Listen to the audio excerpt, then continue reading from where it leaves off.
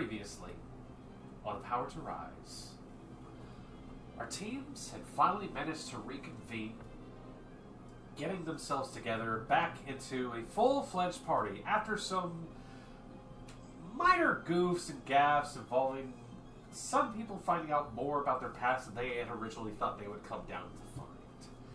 As part of our team struggled within the belly of a Yuan-Ti temple with the strange skittering creature known as a Naga attempting to lay waste to the Castria.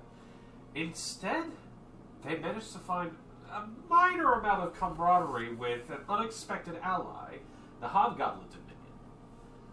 While the other team bowed and kowtowed to a pair of genies who may have been losing it over a prolonged period of isolation and, well, not great living conditions. Still, some things were found, things were gathered, questions were asked, stories were told. And in the process of attempting to find their way forward, half our team almost literally crashed into the other half as they came barreling down, knocked out a giant-ass monstrous pufferfish, and managed to help secure the next ingredient for the ritual. Upon taking a moment to look ahead and see where they might be able to find the next ingredient, the team discussed, strategized, and figured that perhaps if these things weren't going to be running away anytime soon, perhaps they should retreat, call a little bit early, and take the time to rest, recover, and see about what spoils they may have gained within that time. Taking their friends along, including new ones, they made their way back into the Soul Chamber. And as they do so, I guess I can go ahead and bring you folks back here.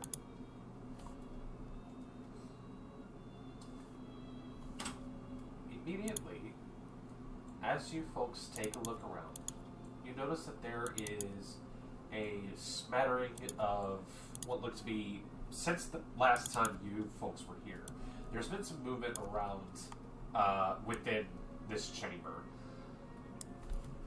For one thing, some of the lights have been a little bit more evenly spaced out, for one. In particular, the remains of the dragon that you know as a Hyatt have had a few lights clustered around.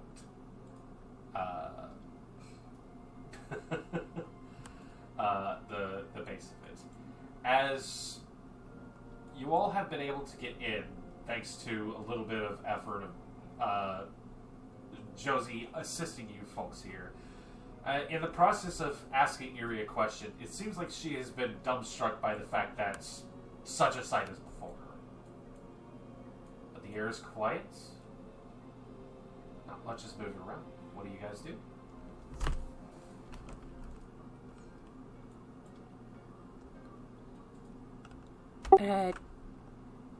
Cass will lean down to Josie. Let me do the talking, alright? Our friend should be here somewhere. As you lean down, give her a little bit of words of encouragement. You hear from across the chamber, booming out a grandiose voice, speaks up, and you hear, "Who dares enter into my lair? You will face the..." Oh, it's you guys. As a man steps and presents himself over the skeleton and stops, registering the fact that it is all of you. And Argenio takes a moment. Sorry, I've been on edge ever since you folks have left. Let me get rid of this. You should be sorry, my heart. My goodness. But we went through a lot. Getting yelled at the minute we get here, really rude. My apologies. it's been a little eerie, I will admit. He moves and steps around the space as he comes on around the side. Just goes, well, welcome back, all of you. Originu? May I present a new helpful friend? This is Josie. Josie kind of lets out a breath as she was not expecting the spectacle that just took place.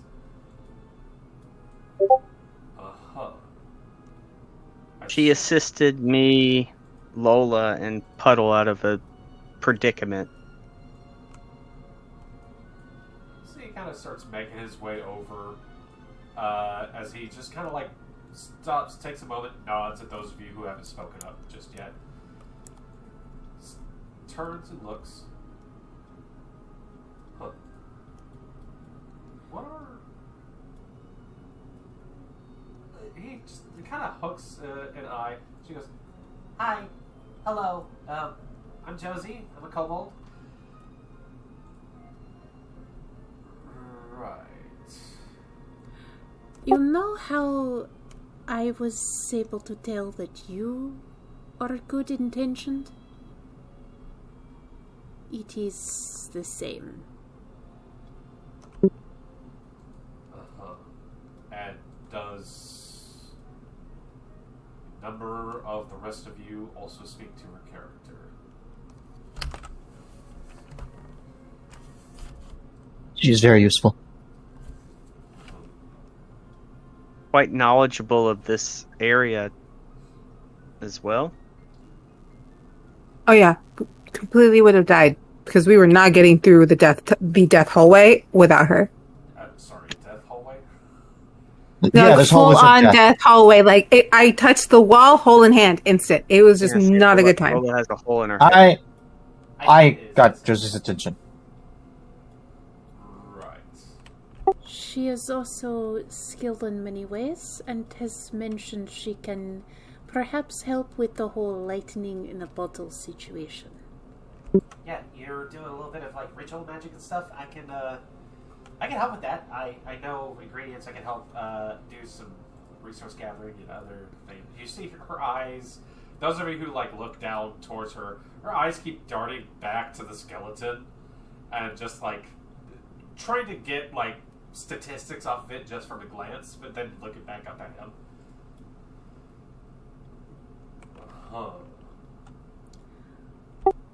Arjinu, how is our friend? Is she feeling up to talking? He looks towards you and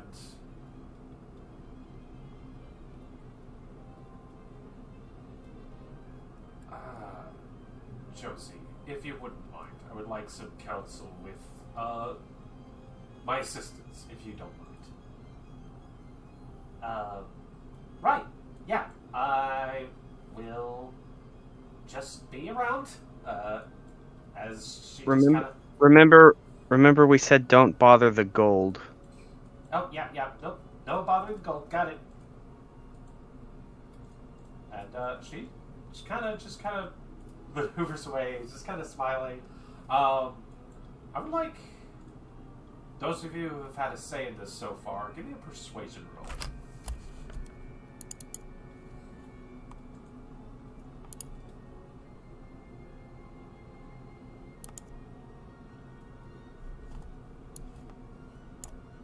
Which would be...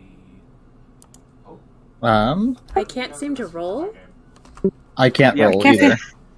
I can't get my sheet. Do anything. Oh, lost connection. Uh-oh. There you go, lost connection. We are really that bad at persuading. honest. The game is like, Pasok no. ko ng maldito update. We're so bad at persuading that even the BTT was like, mm-mm. It won't let me roll my 11. That's... I am recording again. I'm trying to see if mine works. Oh, I'm coming in.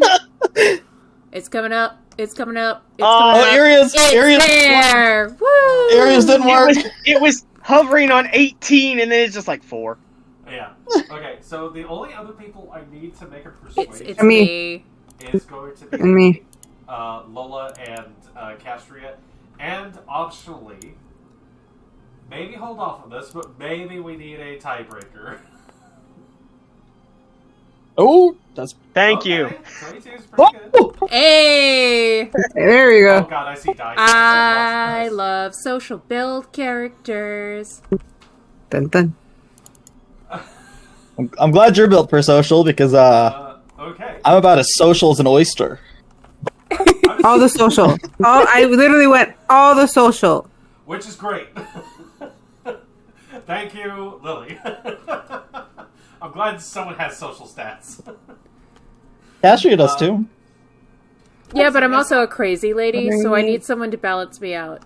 I will say this: if you like My talking sword to does the NPCs talking. a lot, maybe put some points into the social stats because you never know when I'm just gonna go roll this, and you're like, "Fuck!" I'm just funny. Yeah, it makes it funner. Yeah. I mean, I do have 2 presents. Presence is a good one. Presence, I've I'm definitely banking for used like presence before. me to roll, and it hits a 20 and it explodes. That's what I'm banking for. See, here's the thing: Alright. I'm the game master. I'm not going to make you roll dice. I don't know why I'm being Italian. All right, recording is going again. We are good to continue with the story. All right. So, as the 4 of you who have spoken up on her behalf, Josie kind of like steps away. These are Arjun kind of tracks her a bit as she just kind of moseys on. It's plain for everyone to see that she really desperately wants to go check out the skeleton. At a certain point, he just kind of. Fine. I will trust you on this. But are you. She says she's a kobold. She is the only kobold I have ever met. I have not aware of any kobolds looking like that one does. Well, there is much of this world that is still undiscovered. You're speaking She's of adorable. You're speaking of judging her because she's an odd-looking kobold. I don't think you've ever seen a water genasi with fire in their eyes before, have you? Yet you don't cast suspicion on me. He looks towards you and goes, honestly, I wasn't sure you were a genasi of anything. Yes, but No. even more so then. No, even more so. I'm a unique being and you don't cast ire on me. I do it to her. We can vouch. She... Not casting ire, just curious. Have you met kobolds before? 1 or 2. Not judging, just curious about it. She says she is from provinces, but would not go further. Terminology used for various regions of land, usually governed by a body of either elected or royal officials. Except none of the governments around here refer to their places as provinces. I think she's very far from home, very, perhaps even lost and lonely. From what I saw, if we do not help her now, she would be alone for a lot longer. Well, And also, I did see that she would be a great boon to us. he holds a hand up. I don't need you to butt her up anymore. If all of you vouch for her, it's clear that she's not attempting to pull a fast one on any of you. He kind of stops and thinks and turns back and just watches after her. You see she has, like, pulled out, like, a little pad of paper and is just, like, jotting things down as she's looking over everything. For now, as long as she looks with her eyes, not with her hands, we'll be fine. How are things progressing here? As well as they can be. Have any of you managed to acquire any of the ingredients? We have gathered ingredients for 2. We have the flowers for the inks and we have the salts. We've a lead on perhaps where to get the incense and some Orcanium, I believe. Puddle was able to locate a lead for. Orichalcum, yes. Sorry. Still I'll pull up learning common. I'll pull out the bag of salts. You have a hefty amount there. On the underside of this puffer, it looked like it was kind of just resting in like the silt and detritus and everything. So you pull out a hefty chunk of it. He stops and holds his hand out for the bag. Yeah. Of course. And I would have kept some of it for myself, knowing that we got a lot. So I would have had like just a small, not a huge bag, but enough that in case it's potentially useful for my paints at some point to make some unique pigments. You also have, like, you tried your hand at doing paints, and I think you also have the flowers. Oh. In my notes, yeah. And I hand the flowers over too. Well, this will take some time to process and or lay out into the appropriate arrangements. Are any of you... he kind of like side-eyes Puddle a bit. Are any of you familiar with making or preparing such reagents or ingredients? I can make paints, but not too much with magic I've had powders. never cooked a thing in my life. Sorry. No worries. I'm also perhaps not the greatest of culinarians. Still, though, I have set up some space for a fire and some bedrolls. In case you were to come back and need to rest. He looks at Castro. You asked. I'm terribly sorry. Ipiate has faded.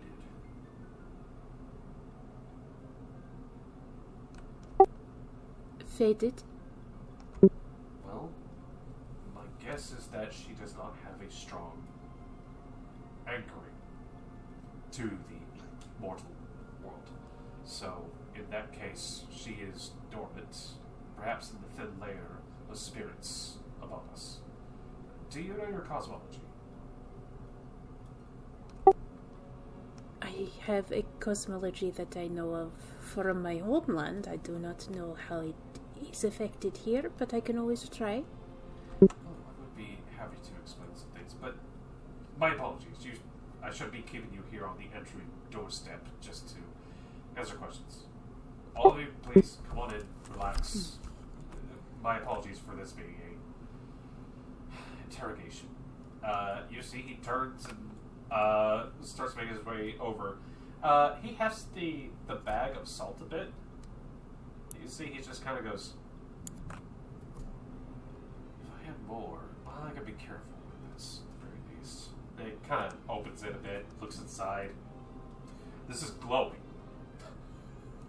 We scraped it from the bottom of a large fish. What kind of fish was this? Well, it A was... pufferfish. Yes, it was in the pool of, I believe, were they friends of yours, Puddle? You seem to have a connection to them. There were some jinn, a myriad and a Dao that were both present within the lake. And I believe they've had some effects on the nearby landscape, gems in the stones and a blessed lake. So hopefully that salt should be infused with a little bit of residual magic. And I believe we need to do perhaps a favor for them. Some things, if theirs were stolen, we can always gather more salt if you should need. We did grab some standard salt from the banks, if that salt is not compatible with the original. If this had turnovers by beings from the earth and water realms, then this is probably better than what I expected. Well, alright. The only downside I can think of is how careful I have to be in applying this. But with a steady hand, perhaps I can do something about that. Across the chamber, you hear Josie go, I can help with that! He's got a very good ear. She has very big ears. Yes, I found that out the hard way. Yes, she has... You see another bit of, like, mental mathematics happening in his brain. It's just... You're heavy in thought. I think I will... Perhaps... my apologies. Again, I shouldn't be interrogating you folks right off the bat. You see he steps over and goes, at the very least, please get yourselves comfortable. I've set up some things. Haven't had a chance to cook anything yet, though, again, I'm not the best at it. You see he takes, like, a little bit, he has set up, like, a small, like, camping spot with, like, loop stones around in a little bit of a circle. Some lumber that he's acquired from somewhere. And he takes out a little, what looks to be like a little box of something. And just goes, at the very least, let me get this started for you. Tosses in a little box, pulls out a wand, flicks it, turns it to like a large rod, and he just aims at it, says something. There we go. Are you a wizard of some kind? Or sorcerer? Not... Well, yeah, I know a few things, at the very least. Unfortunately, I didn't have anything of swift roll on me once I got here. And they certainly don't have anything in order to make food. So we're having to make do with some more rustic things. I'm sure it will be just fine. It has been a long day, and food does sound nice. Where are the rations? I can try to prepare something. He points over at the large sacks that are next to Lola. Oh, you kind of plopped herself there. It's like, it is my chair. As you kind of lean against it, some of them are maybe a little squishy, but there is a couple of spare bedrolls and other sorts of things. Thankfully, nothing's like seeping through or making a mess or anything like that. At the very least, please make yourselves as comfortable as you can. I'm sure you will all need to get your sleep and rest. I will see about helping these out. Puddle, would you mind? Tell me what you need. Assist me in making the inks or paints, if you wouldn't mind. I will get my mortar and pestle out. Thank you. And he makes his way over towards a desk which looks like Muse had set up at some point in the past, and starts working around over it. During this time, Iria, I see you've moved yourself over towards the dragon's upper half. Looking down towards the side, you see that the large sapphire had been placed next to the skull, as Josie, who watched you get closer, kind of like kept up towards your side, being very careful not to touch anything, but just still jotting down notes. Majestic, isn't it? Isn't she? Oh, she. Okay. Her name's Apayet. We Castria briefly got to speak with her soul. So that's how we learned her name. Wow. How'd you manage to do that? It's a power far beyond I can comprehend. Okay. She nods at you and looks around. Okay. You see she eyes down the sapphire. Does some quick little thing. That must be important. Don't touch that. I wouldn't, because Ind was entrusted to protect it, and I don't think she would take kindly if you touched it. She's not one to mess with. Oh, okay. I'll take your word for it. Which one is it again? The tall one that doesn't talk a lot. It's her, The redhead. and it's just like, okay. Lady of few words, but many actions. Cool. Got it. All right. And there's the, obviously, cursed gold that you guys warned me about. Someone left their coat there. Yes. I think we don't know if it's connected to the cursed gold, if that was the last person that touched the gold. We never really checked it out. Okay. So, did you guys bring all this stuff down here? What is all this?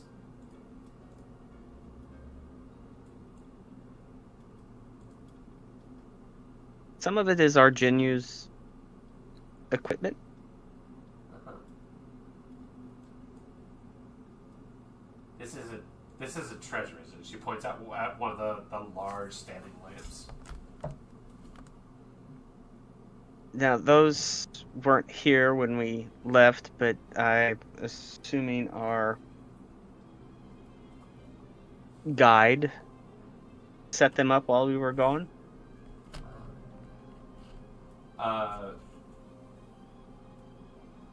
She looks at it, takes a quick note. Some sort of power source. Does everything like this. You see, she kind of starts muttering to herself a little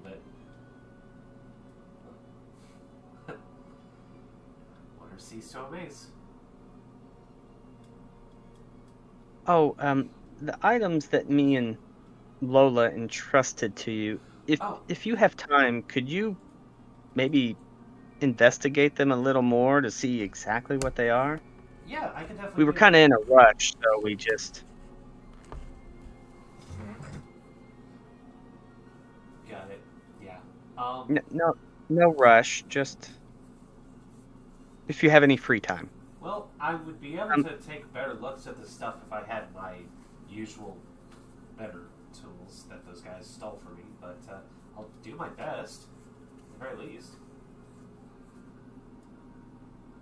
It's all you can do. Yeah. Well, I guess I should. And I have these beans as well. I know I'm not supposed to turn them upside down, but do you know anything else, like what they do in particular? She looks at you. I'm gonna roll learning for her. Try eating them? That seems like a very bad idea. Okay, well. We found them on a skeleton. I don't know if that skeleton, the previous person, ate one of the beans, and that's why they're a skeleton. I don't want to. He could have choked and died, yeah. Or internal combustion, I don't know. Well, yeah, I'll take a look at some of these things. I should go ingratiate myself with your host and, prove that I can pull my weight around here, I guess. So that way I don't get kicked out, because this is... Sorry, I'm geeking out a little bit. You know kobolds are related to dragons? I was unaware of that. Yeah. Well, they're kind of like family members of a sort. So, I'm just interested in the history and finding out about, tales from other sorts of places, and I don't know any dragons myself, so... This is the first one I've ever seen as well. Oh.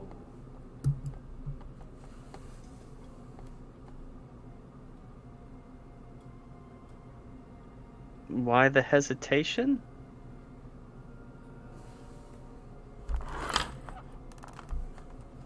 Just... I don't want to speak ill of the dead, it's just... This is your first dragon. Yes, they're highly revered where I'm come from, but this is the first one I've ever laid eyes on. Oh, that's... Sorry, it's just... It's kind of awful. Not, like, for really anyone involved, it's just the circumstances.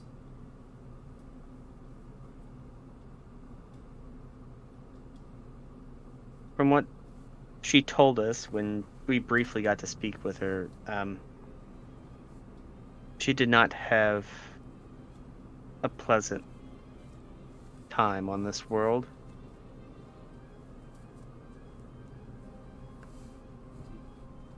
You folks said you were able to talk to her. Well, do you know how her story went, or because I kind of part of my whole thing is just digging up truth and stories of the past. Perhaps we can discuss this at or by the campfire with the others, because, like you, I'm in awe of it. So my memory has been pretty foggy. That battle we had kind of shook me up. So Yeah. You should take a moment. Sorry. I'll yap your ears off about this stuff later.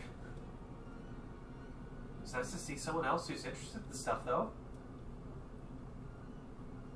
like I said, it means a lot to me and my people. Yeah. Makes two of us. I'll catch up with you later. Okay. And she goes, hold on. And she turns and looks, pulls off her bag, and you see she kneels down and just goes, "This is gonna take me a moment." And she's after a minute of fiddling and stuff like that, you see she gets back up and she goes, "Okay, if you need anything out of the bag, most of these side pockets should have your stuff. You should have seen where I put them, or you put them in there anyway, so you should be able to get in there." Well, you hang on to them because you're going to investigate them, so... Yeah, I mean, just in case something happens and you want Yeah. to get your hands on them, you have Okay. access. Okay. Okay, bye, Fred. Just gonna... Bye. She grabs a few things out of her bag and just makes her way over towards R2D4 and Puddle, who are out over by the table. She leads you to your devices.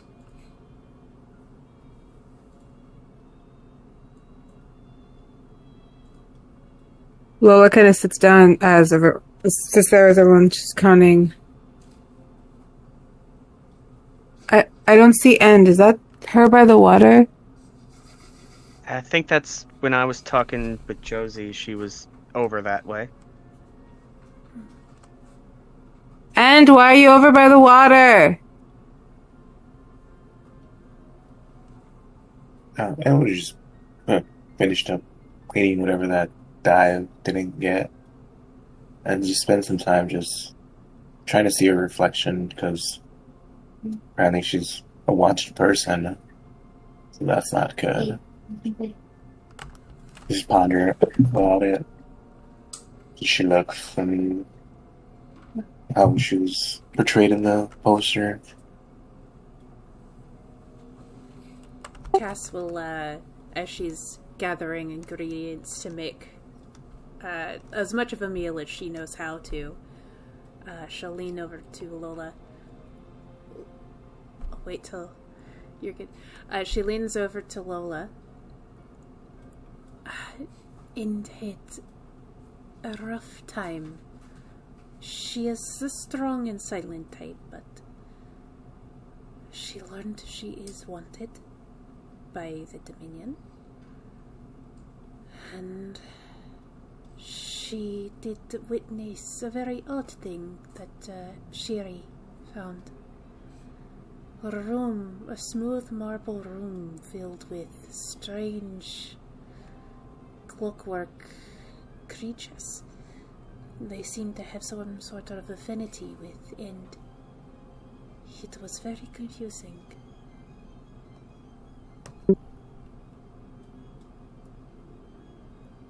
So she hears all of that. Kind of, she processes it and she's just kind of like, okay. The point being, Look at me. I know. We all had a rough time. But I get it, okay. I'm just wondering why she was over by the water. The point being, perhaps she has extricated herself, but it wouldn't hurt to have a friend go check on her. Okay, well, I volunteer for that, but I need a little help here. Because I don't know if Sherry's actually healed my hand yet. No, I'm trying to get there, but I didn't want to interrupt everyone else. No, it's just okay. How many more of these things do we need to get? There is the incense. I keep wanting to say orichalcum, oricanium, and lightning in a bottle, I believe. Just no más, ¿verdad? Just lightning in a bottle. I don't know. Do you know? My healing powers aren't enough for this. Do you have anything that can help with this? I do. Oh, please. And you guys just throws your hand like, please. And then I'll use my extraordinary healing feat. Sherry, if you wouldn't mind reading off how that feat works, since it's your first time using it. Do you want a description or effect, or both? The effect. You can read both if you'd like to. I'll stick with effect. When invoking the heal boon, you can choose to take 1 hour instead of the usual invocation time. If you do, you heal an amount of lethal damage equal to the total healing from the successful boon invocation.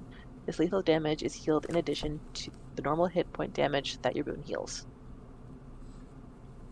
So, as Shiri takes your hand, Lola, moves it over, sees the damage that was caused. The salve that Josie helped you apply has thankfully helped mitigate a lot of the horrifying, perhaps, spread of anything bad that could have entered the system or something like that. Shiri starts to work her magic. This will take some time, but you can see that the usual sparks of white and black, light and dark, start to surround your hand as she begins to work her magic. It will take some time. As long as you don't super fuss over everything, you should be good. As she's doing that, Lola kind of just starts humming a slow song to herself. She's like, and when if anyone looks at her, she's like, I don't like silence and I can't play my instrument, so deal with my voice. But however, since I am singing, closest person to me is going to get a bolster from the song because magic has to happen when I sing. There'll be no judge from us, Nightingale. Then no complaints here. Your voice is lovely and welcome. And I'm just taking water, putting in a bowl with some flour and some spice, trying to make some flatbreads to put on the campfire. I've taken chunks of the meat portion and have made it on skewers and put it near the fire. Just trying my best to get us at least a hot meal.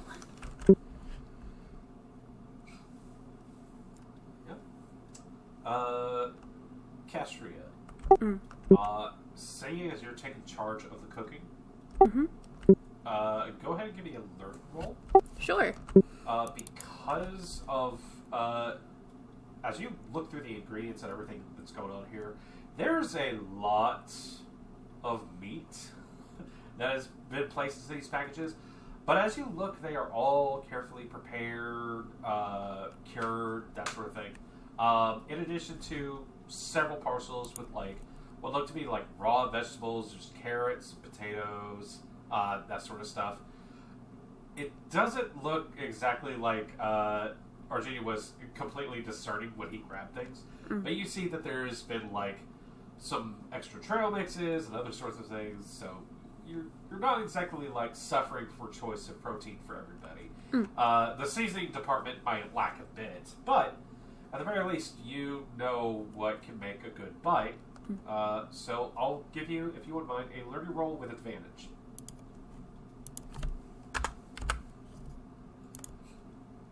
Real quick, Dan, while she's doing that, would I know what the Dominion is? I was thinking about that. Roll your learning with advantage. You grew up in Undertown. As opposed to... That's weird. I rolled and it didn't show up on my end. Oh my We got God. Same. again. Is it doing it again? Yeah. I'm trying it again. Nope, Josie's the last one. I'm gonna refresh real quick, see if that helps. I look down and I'm like, oh, all my players are gone. Again. Okay.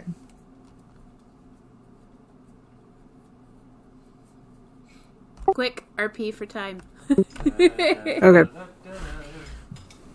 Well, while Sherry's fixing my head. Go for it. Was that? Nothing. I was also going to be like, I am looking for a vegetarian option for Sherry as well. There are some. So. Like some tofu, some vegetables that would be good roasted. Unfortunately, no tofu. No tofu? Dang. No. It doesn't not look like there was exactly a big market for that in Undertown. Potatoes then. Roasted potatoes. Just over here, mortar and pestling IRL. That's awesome. Boil them, mash them, put them in a stew. Making paint. Okay. So you guys saw some clockwork things, big room, people who apparently are confusing End for someone.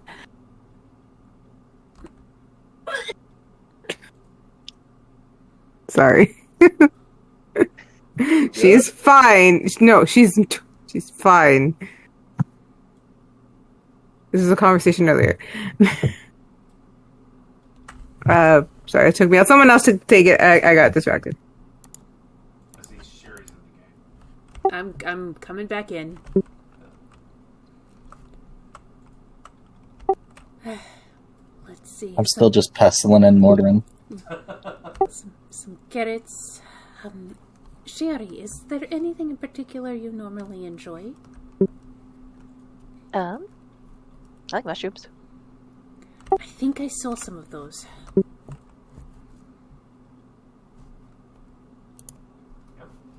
Sure enough. Watch out, because some mushrooms can be pretty deadly. Castria, as you look through the supply, you do notice like a couple of like a grocery logo. Much of the stuff looks like it was sourced in Undertown. If anybody knows good mushrooms, it's people in Undertown. Drow. Oh, hang on. Gotta do it with advantage. Let me roll again. Yeah. Damn. 2 nights. Well, 4 to 9. You don't have. You're not exactly burning the food or anything else along those lines. No, that's a Zephyr thing. But most of the time, food is usually prepared for you. You still do a decent bang-up job. Like I say, just the lack of sauces and seasonings and that sort of stuff. It's you have the feeling like this could be a truly unique, like, wonderful experience. It's just you are not a trained cook. You don't know, exactly what you could do to zhuzh up all this stuff. Mm-hmm. But still, it will at the very least be palatable. Everything else along those lines. As you look into, you see the ruby flames are kind of like looking upwards as you see to the side. There's been a pot. You guys grabbed your cookware stuff that you brought down. You're able to prepare it and take some time and start providing enough of a meal for everyone else. Well, it seems I am not Jade, but it is warm. Lola, you know what the Hobgoblin Dominion is. You grew up in Undertown. Undertown has very close ties to the Alliance of Claymold. Practically everyone who has grown up in Undertown has received some form of education, or at the very least knows that the Hobgoblin Dominion was essentially the main antagonist of a war that happened at least a couple decades ago. Whereas when the first people left Undertown in order to go resettle lands, they ran into this faction, which essentially tried to domineer and bully other folks off of lands that apparently they were going to lay claim to. A lot of push, shove, the Dominion lost, and were scattered to the four winds, so to speak. You also know, for one thing, that not a lot of people have positive opinions about them, and those who are close to you have perhaps even worse ones.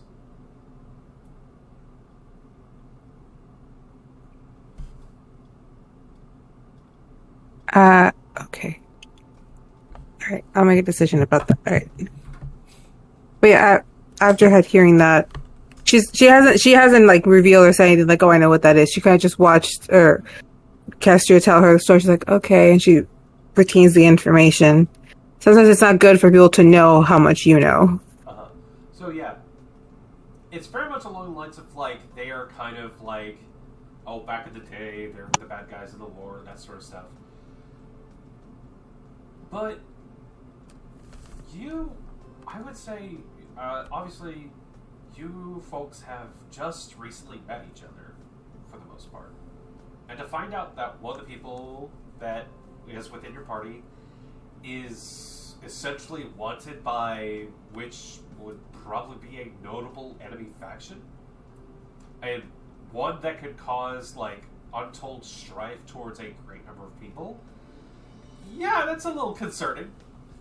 That's weird. That's unusual.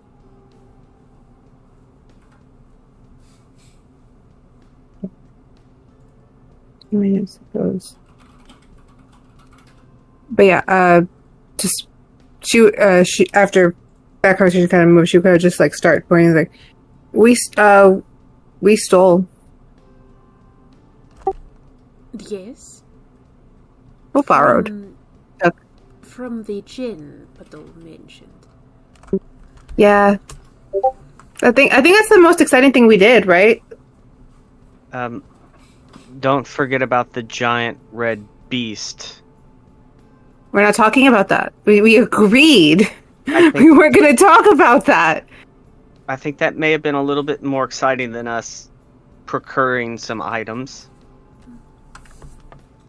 And they said that they were held captive by the same wizard that seems to have formerly held Ipiat, and also there was the Sphinx who was held by a mage, held underground not too far from where this labyrinth is. It could all be connected.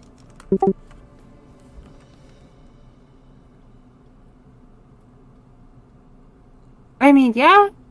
I'm not really thinking that big. It's really hard to think past a lot of the things I know. She looks over at Shiri, like fixing her hand. She's like, I think I'll feel better once I can play my instrument. Sorry. She's kind of like sewing with magic into her hand, rebuilding the muscles. She does look over at N, though, with a cautious look.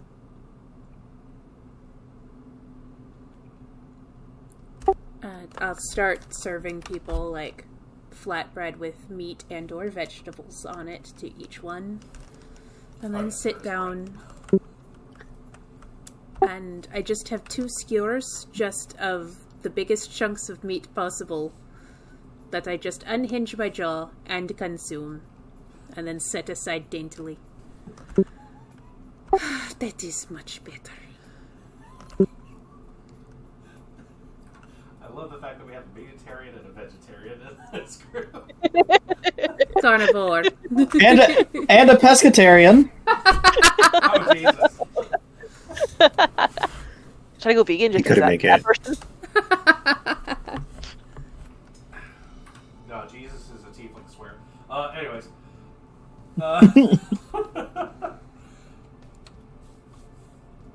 As time kind progresses forward. You guys all kind of have your moments to think to yourself and take a look around the room, however you want to do. Is there anything aside from like ongoing things that are happening here? Does Iria or Anne get up to anything within this span of time? And just having a moment to yourself. I would have busted out my tea kettle and sort of started to mix some and put it over the fire to slowly start to warm up. And while waiting for it to get to a point, I've pulled out the bow and is just tightening the string since it had seen action, just to kind of make sure it is in proper care before next potential use. Maintaining the weapon is Yep. as if maintaining your body, making sure that you're ready for your enemies. And eventually I would start also polishing the blade as well, making sure it is still sharp with a sharpening stone.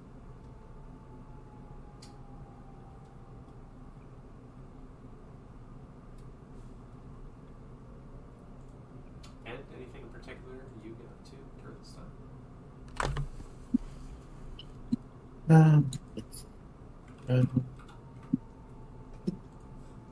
I probably would just move closer so I could eat the food.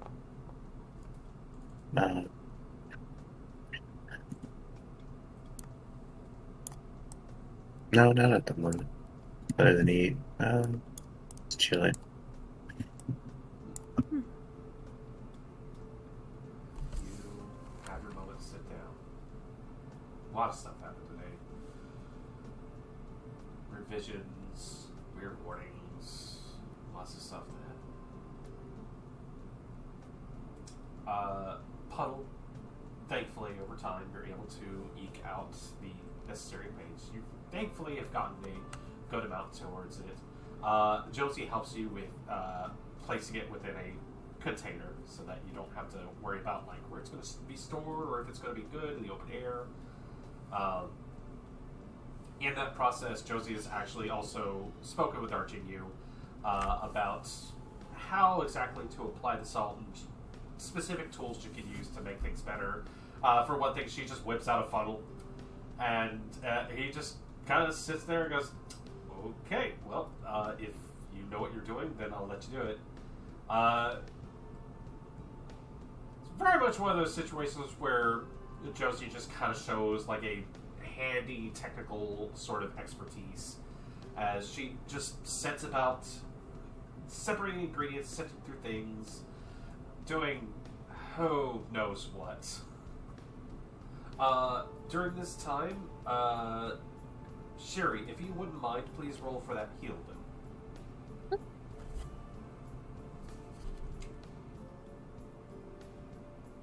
I think I can use buttons.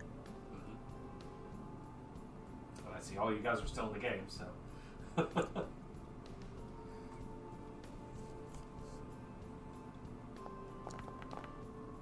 Oh.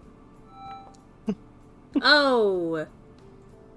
So close. Well, still, a natural 20 is really good. Your maximum level is 5, so I believe that is 2d6. It's going to be a damn near surefire thing. You're able to clear off Lola's lethal damage. Okay. With 5 points, Lola, this magic works over, seeps into your skin. You see muscles and tendons and other sorts of things start to... Or maybe you're not watching because you don't want to see the gross stuff. Hey, Shiri, give me a learning roll real quick if you don't mind. Certainly. You do get your advantages from your knowledge, by the way. Okay.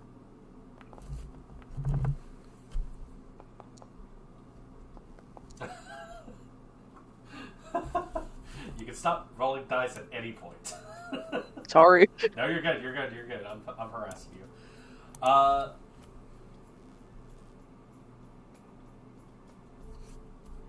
It's kind of funny. How well learned do you think Shiri is in anatomical sort of makeups and such, might I ask? Probably pretty well, considering she was going. She intended to be a doctor and stuff. So Yeah. anatomy is one of the things you have to learn. As you kind of watch your magic work its way into her system,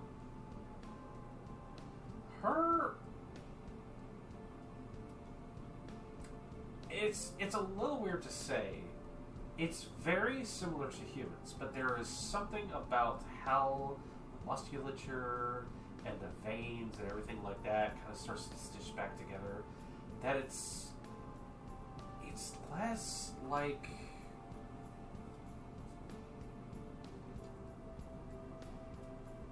it's less along the lines of how you would imagine maybe cloth or some skin or something like that, but kind of like closer towards paper, I would say. And now, you haven't done much of this before, but you have done you recall you've done perhaps some stitch work and that sort of thing. So it's, it's just that one thing where, like, the visual of the texture in and of itself kind of, like, looks different. You know, however, that Lola has a little bit of that, perhaps she has some strange Fey ancestry sort of ordeal. The biological differences are interesting.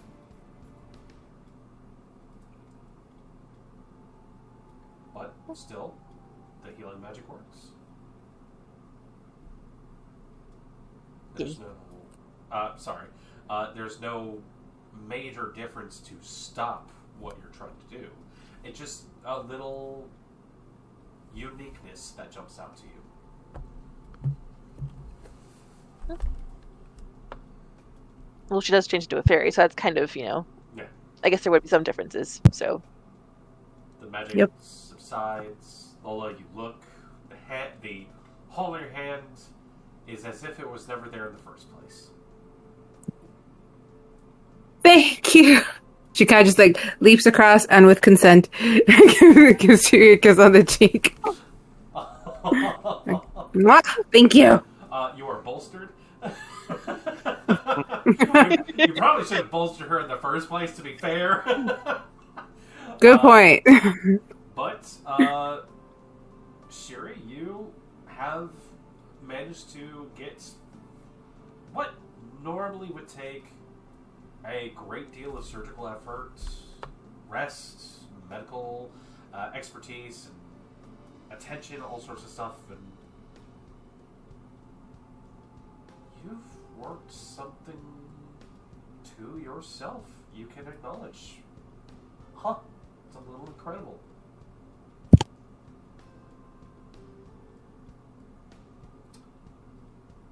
It looks like our party's lifeline comes through again. Definitely trying. Who's next? I know there was 2 others. I'm now playing. Who's next? Lola's now playing. Buddy starts cracking his knuckles like, alright, who needs to see the doctor? I'm gonna get you. But yes, I believe yourself and End could probably use some attention. You know, End got a little bugged up within the fun escape. As that hours pass, you are all able to get yourself some meals. Arjunu looks towards you, Puddle. Thanks you for your time. He'll take care of the application later. But as he kind of makes his way over and sees what's going on, he notices Shiri as you get your new patient. He looks towards you and goes, Shiri, I was going to say, whenever you have a moment, there's something I'd like to discuss with you, but there's no rush. Thank you. Of course. Yes.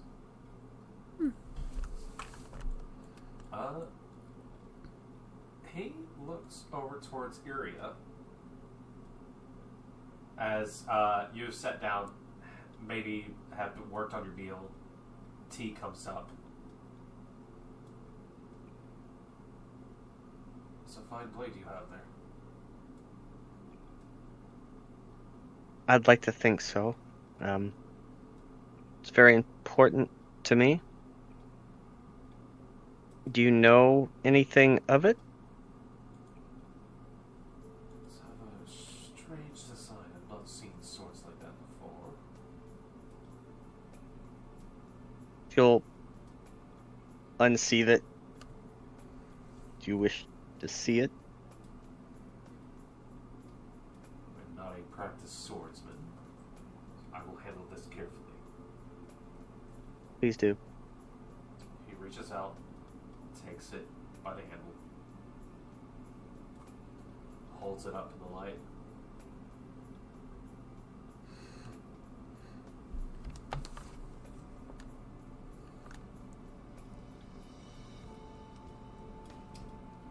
I'm gonna roll something here.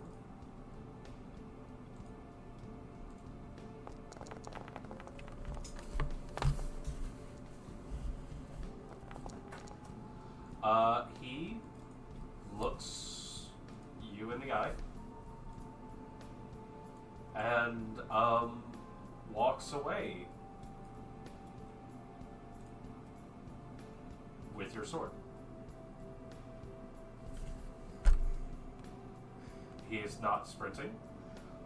He is not attempting to hide it.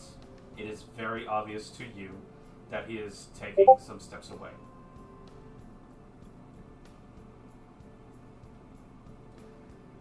He's not taking the sheath either.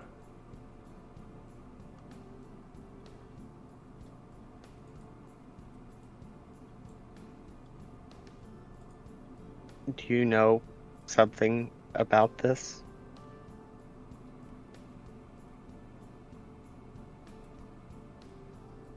Dude, this is... My apologies. This may be a bit presumptuous of me, but I suppose you're someone I need to have some keen interest in. I've noticed some markings. So the riddle.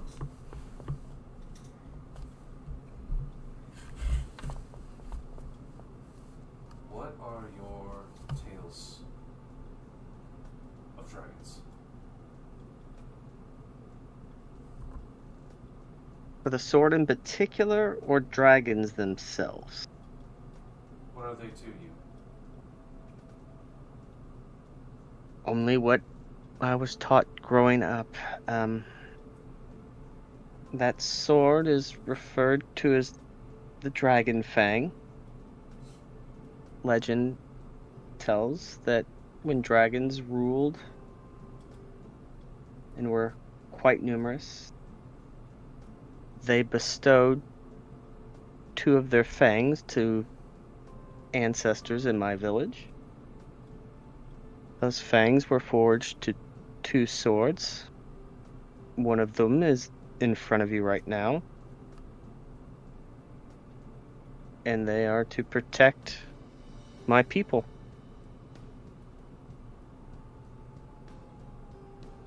There's an identical one that was lost to us some time ago. And we are currently searching for it.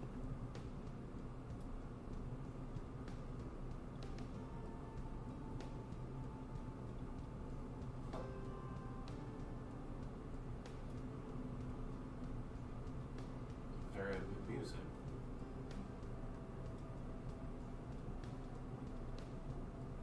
Name is definitely on the nose.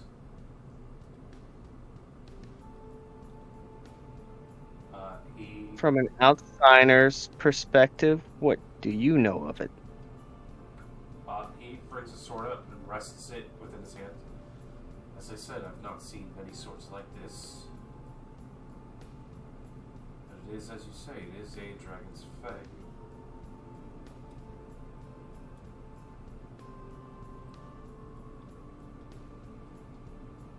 I don't perhaps take a gander that you've ever encountered its matching sister sword? No.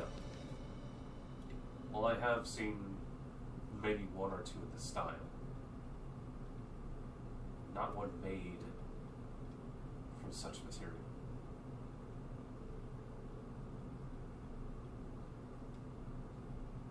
Up until a few hours ago, I believed the stories, but after a while you start to question because we've never seen a dragon, and up until a few hours ago, I've never seen one.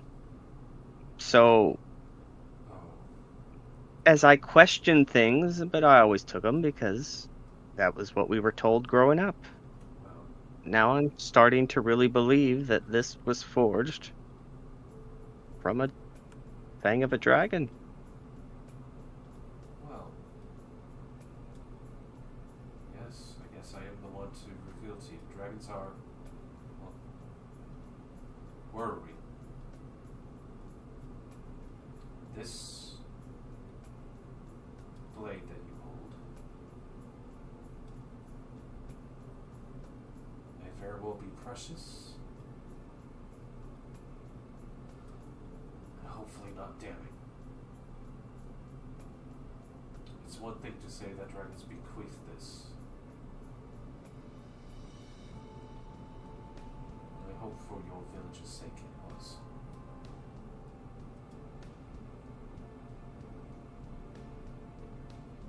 My apologies. He holds it out towards you. I see that. I'm very partial to it. I knew you weren't going to do anything. It's the last thing my father gave to me before I set out, so I've learned a lot. I've had some information passed to me. I think I'm like that little couple over there. Strange as she may look, I have an interest into seeing that such creatures are not forgotten. What you have is, if I would put it to words, priceless. But this was entrusted to you, so keep it safe. Although, were there any tales of what sort of dragon passed this to your village?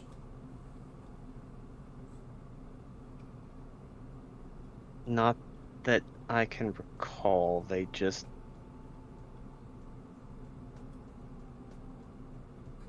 do you know how legends after time being verbally passed down, details get left out, and all we were ever told was just a dragon that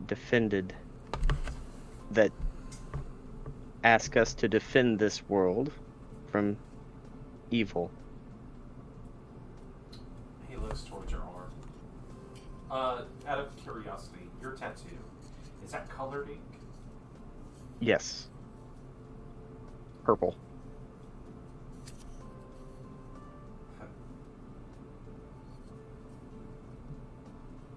Be honest though, on my studies, I've never come across any evidence of a purple one. That is interesting.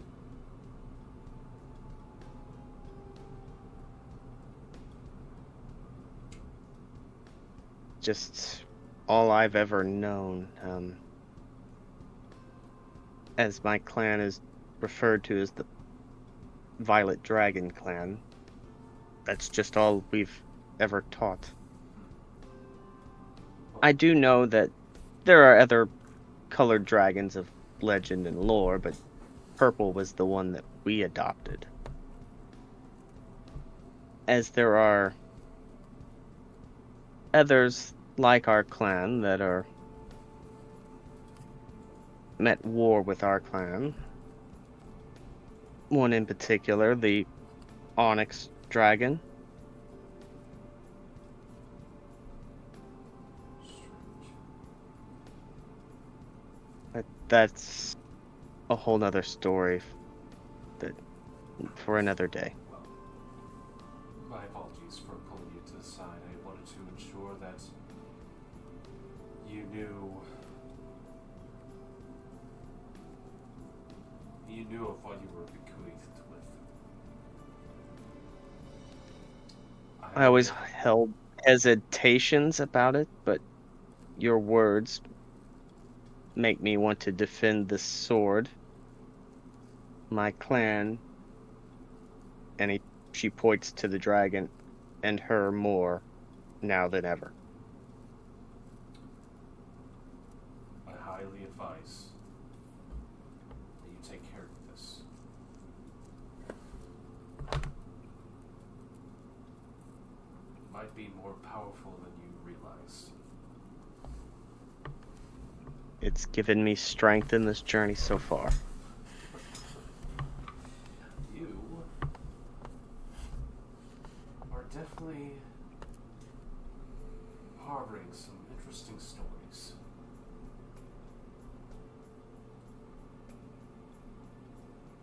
There's a few in me. Some aren't the bedtime stories you want to share. Perhaps you can share one of those sometime. Perhaps. He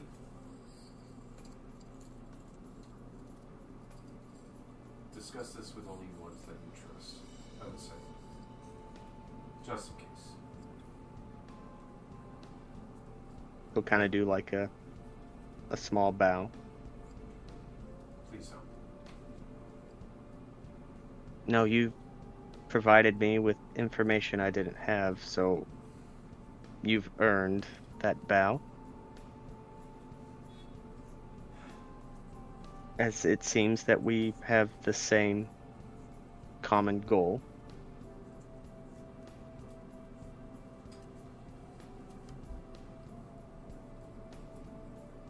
You asked me before if I believe in destiny.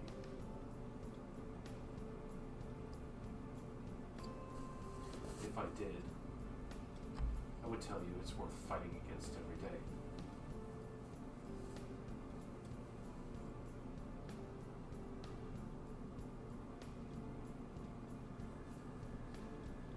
Determination. Make that a tenet.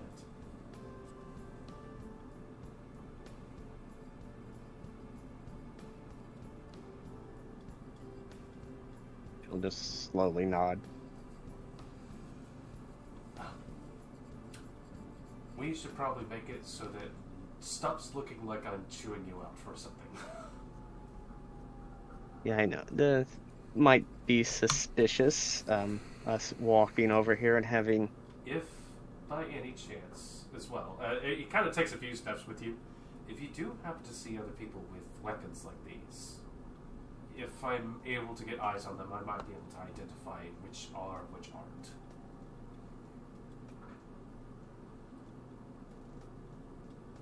Like I said, my people are currently looking for its sister blade. If you ever encounter it, I would like you to let me know. Same. And he gives you a nod and essentially just kind of makes his way back towards the campfire. And you see at a certain point, he heads over towards Castria, gives her a polite bow. It's one of those, like, I haven't eaten all day. She has saved 2 folded meat-filled flatbreads for him, with some vegetables on the side. I wasn't quite sure what you preferred. He's like, honestly, I haven't eaten all day because I wasn't sure how much all of you would be eating, and, I have to make it stretch. I'm starving. Please, sit. Join us. Lola, I did see you sent me a DM. My apologies, it's hard to talk and read at the same time. That's for a little later, but I have a dumb idea. Uh-huh. That's different than the dumb idea I have with the thing I sent you. May I, because I love doing this to everybody, may I recommend a fun game for everyone to play? My favorite game being Never Have I Ever. But may I also cast truthfulness on everyone while we do it?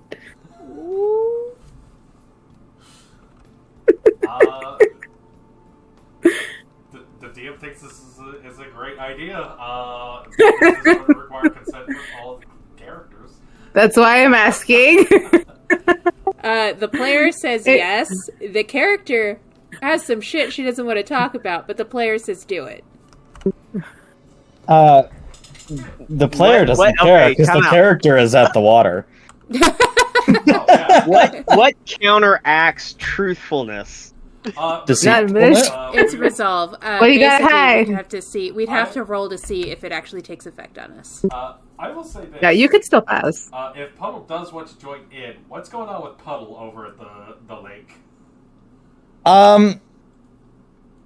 Well, so after finishing up, Puddle is kind of after the events that happened with the Jinn and thinking about home, and the short talk she had with Ola about feeling guilty about leaving home and stuff originally. Puddle has a mixture of very much angry, but also very sad at the same time, and is just kind of walking over, putting her feet in the water, and is just trying to concentrate on the water to call out to it. And every time she calls out to it and doesn't get a response, she's just taking another step into the water until she is completely submerged. I don't know if you can hear her or not. At a certain point, you do Novos in the back of your mind. So it's going, you're going to go in, put the mask on. I reach up and I put the mask up before I go head under.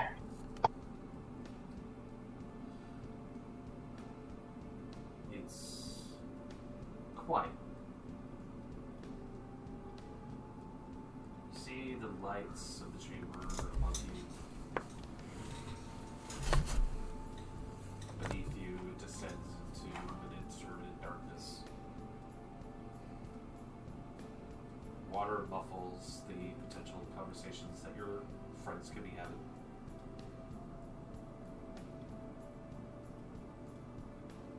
There is no voice that reaches you.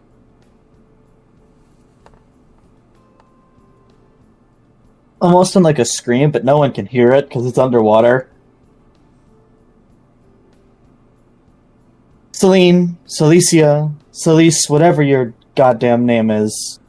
I've heard it all. They said I was your blessed. They said I was your voice, the voice of the will of the water. Yet you've abandoned me. The fire has spoken to me more than you have. You've abandoned me and left me with no way home. And, I don't know if I can do this, but for, just pure, frustration, can I try to, just essentially, push all the water that's currently surrounding me away? Not to, completely launch it out of the pool, but to essentially, make it a huge, splash up out of frustration? Yeah.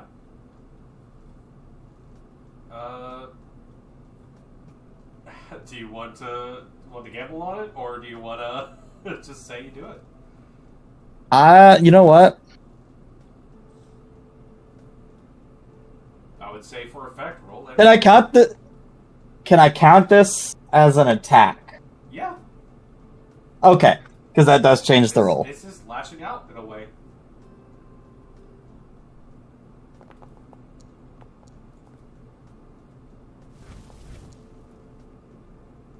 $27. There is the moments where you thrust your hands out. A space opens above and around you. From the viewpoint of anybody else who's in the chamber, there is a swoosh of water that fires a good deal of distance above it, and then just as it all kind of dribbles back downwards. The surf kind of laps up onto the edges, creating a slickened space of the rocks around before it goes quiet.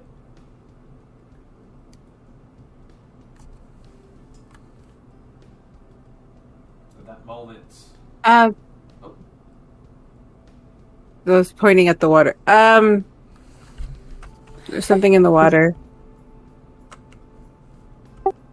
Looks around. I do not see puddle. 1, 2, 3. Yeah, we are missing a head. For sure missing a head. She just kind of sighs, stands up, brushes herself off. I will go check. Okay, just make sure it's not one of those giant skeleton snakes. I will, oh God, please no. Or a giant red toad-looking thing. As Castria looks into the water, I'm now a giant snake skeleton. Oh,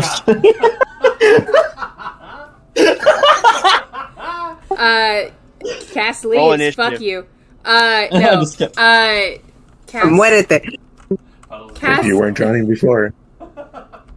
Cass, of course, reverts to snake form to jump into the water.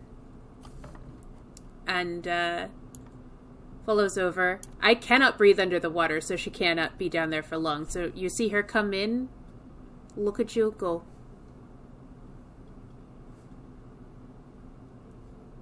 Was that you?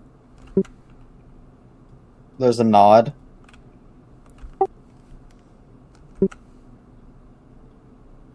Another silent nod. And Cass will surface, because I don't have the breathe underwater thing. I'm just a good swimmer. Nope. The both of you surface after a moment. You see, those of you who are curious and looking over, see Castria and then Puddle surface. Are you alright, little one?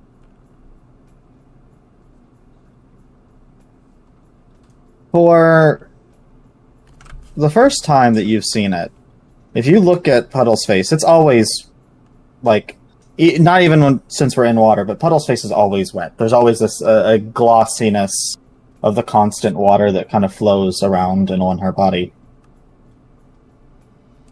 But never have you seen it almost kind of intentionally dry and a tear. An actual tear. Cass I am fine. Cass just reaches over and just gives you a hug. She just gives you a hug. You do not have to explain anything to me. You do not have to be brave with me. I am anything but. You are the bravest. Bravery is not the absence of fear. It is what we do despite it. Are you hungry, dear? I want to look before I answer that. I want to look back down, at the deep, and just to go into the darkness. Yep.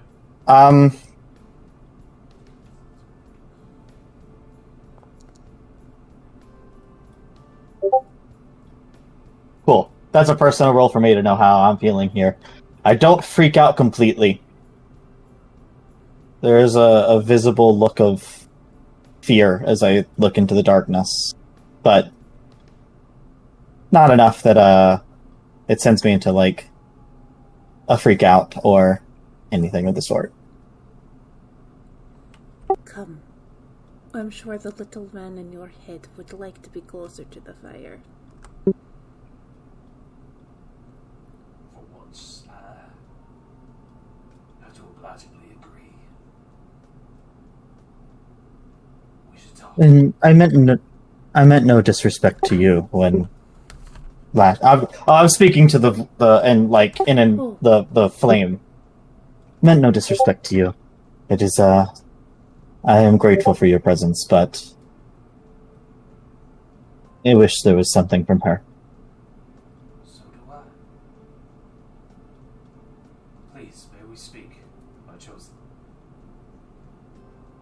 Of course. I believe they seem to be gathering and wanting to have some conversations now, so Yes. maybe after I spend some time with them, I do believe I owe them some explanations on some things. Reconnoiter with your friends. I will always be here for you. But I do not want Tonight to when they all drown yourself in despair. tonight when they sleep. You feel the sensation of a nod. There is still hope. We will talk later.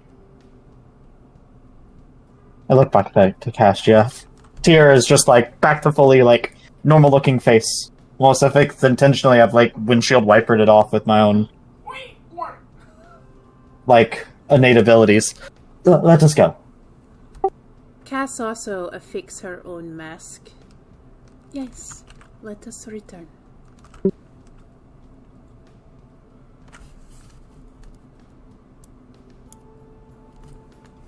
as the two of you make your way back over towards the campfire, you see around you as your friends gather up, Arjunu has begun to descend into his plate. Thankfully, he is not like snarfing at the food that's on there. It looks like he's desperate, like, oh god, I forgot to eat sort of situation of a man who's just like, I have not provided nutrients to my body. It's been a while. But yeah, as you bring her over, Lola, you kind of have the floor. Okay, since we're supposed to like chill, I think is the kind of the key here. We're just supposed to relax, rest, all yada yada. I propose a game.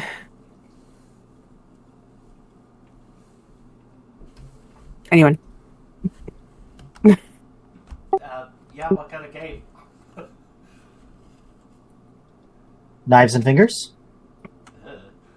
Fun, but not that. We're a little tired. I just got the hole in my hand fixed. Maybe not more any cuts and stuff like that. Slap and Monty? What if we did a fun little truth-telling game? Or not truth-telling game, but like a embarrassing moments game. Right. Never have I ever.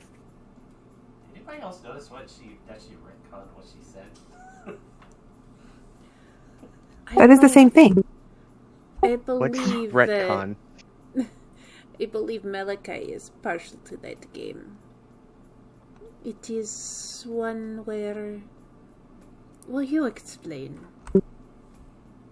Basically, you hold up 5 fingers, and every person gets to ask a fun question, which is like, never have I ever jumped off a roof. And if you have jumped off the roof, you have to lower your finger.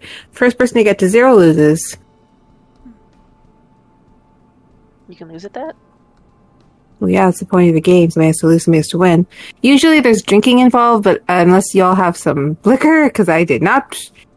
Feel like I'm out of everything, including my gummy worms. I pull out my flask of rum and I just toss it to Lola. Oh. Every time you put your finger down, you have to take a tiny little sip. I won't get you guys too drunk.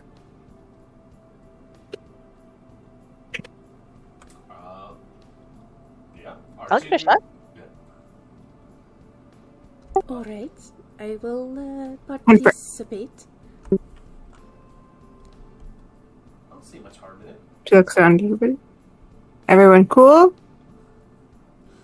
I don't drink. Then just put your finger down. I mean, you can still play. Yeah, just put your finger down.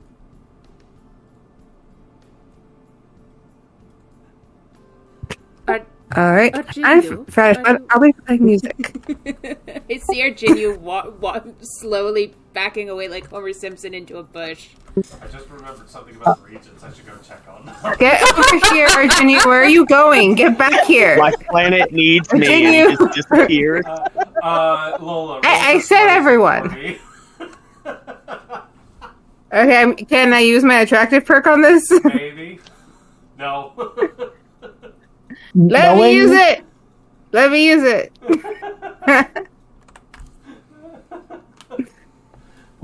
Knowing what Lola knowing what Lola did earlier to the Jinn, can I get is there any roll I can make to get like an inkling of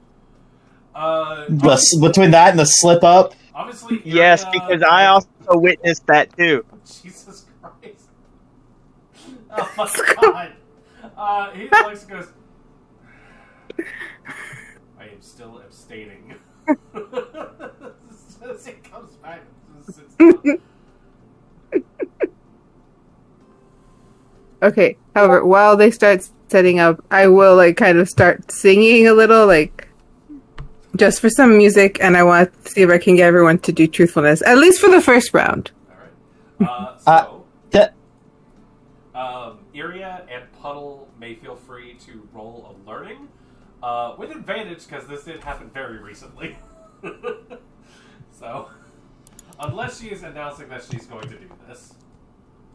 I am not. Yeah. I am not announcing. So then I would like a deception roll from you, Lola, if you don't mind. Okay. I'm guessing contested perception rolls are contested. What is it? Fortitude. Yes.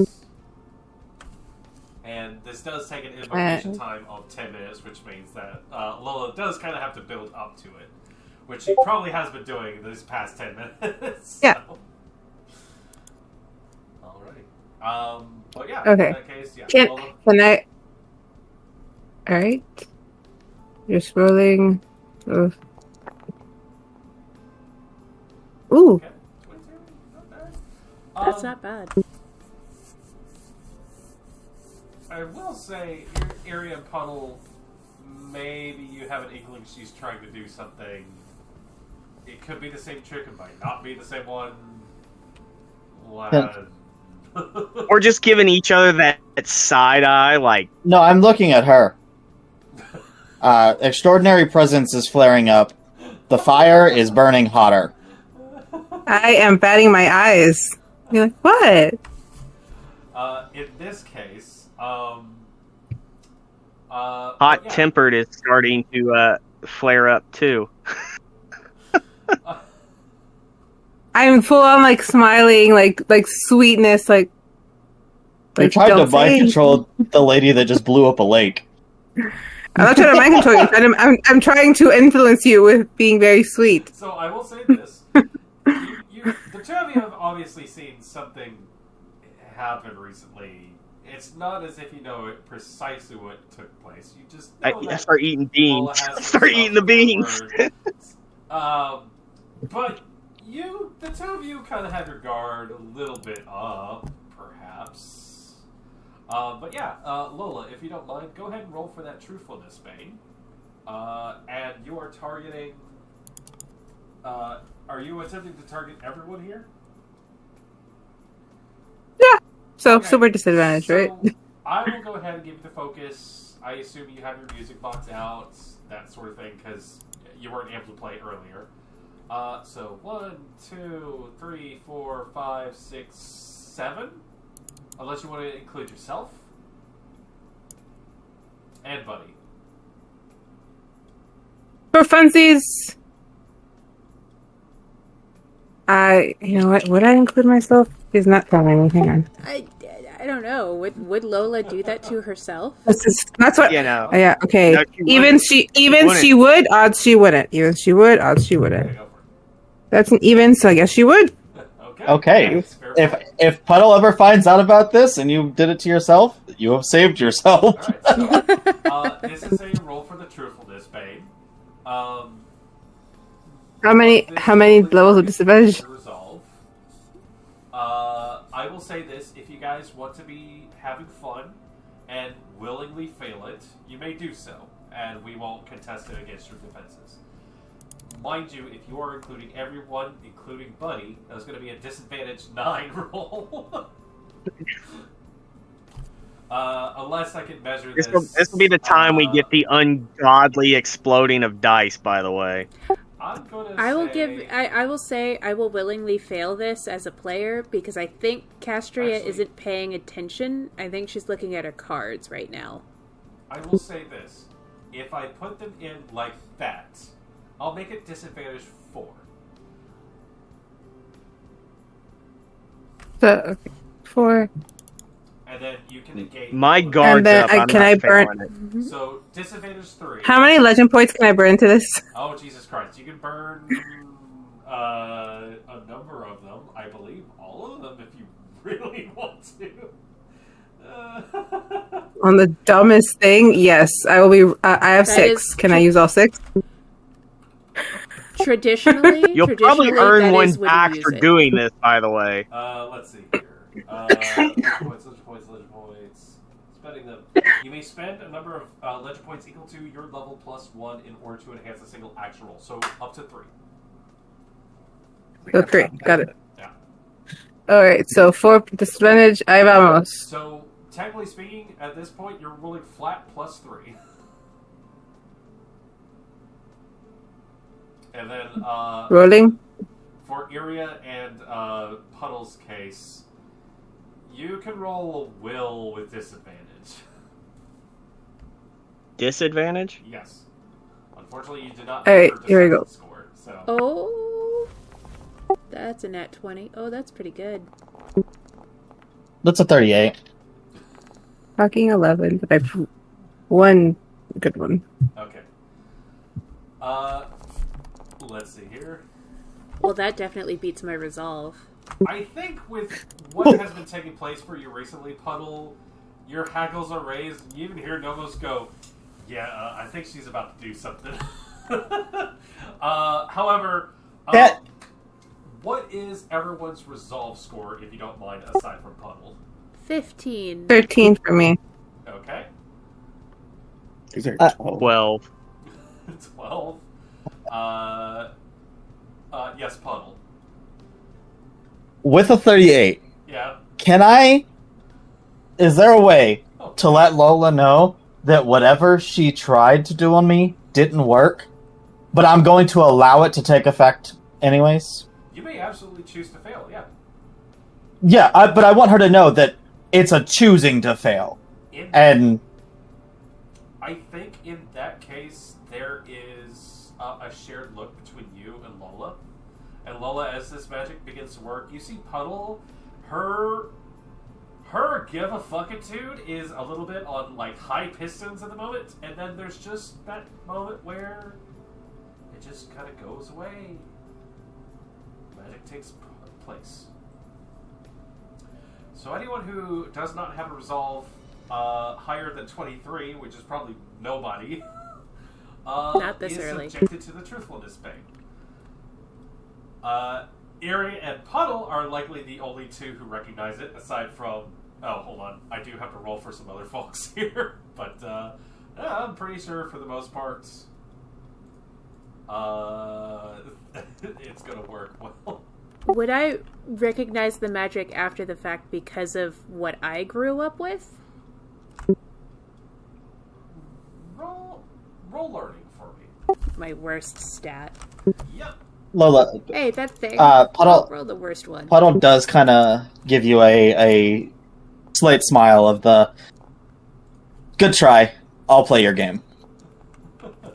Yeah, so... Like another very sweet.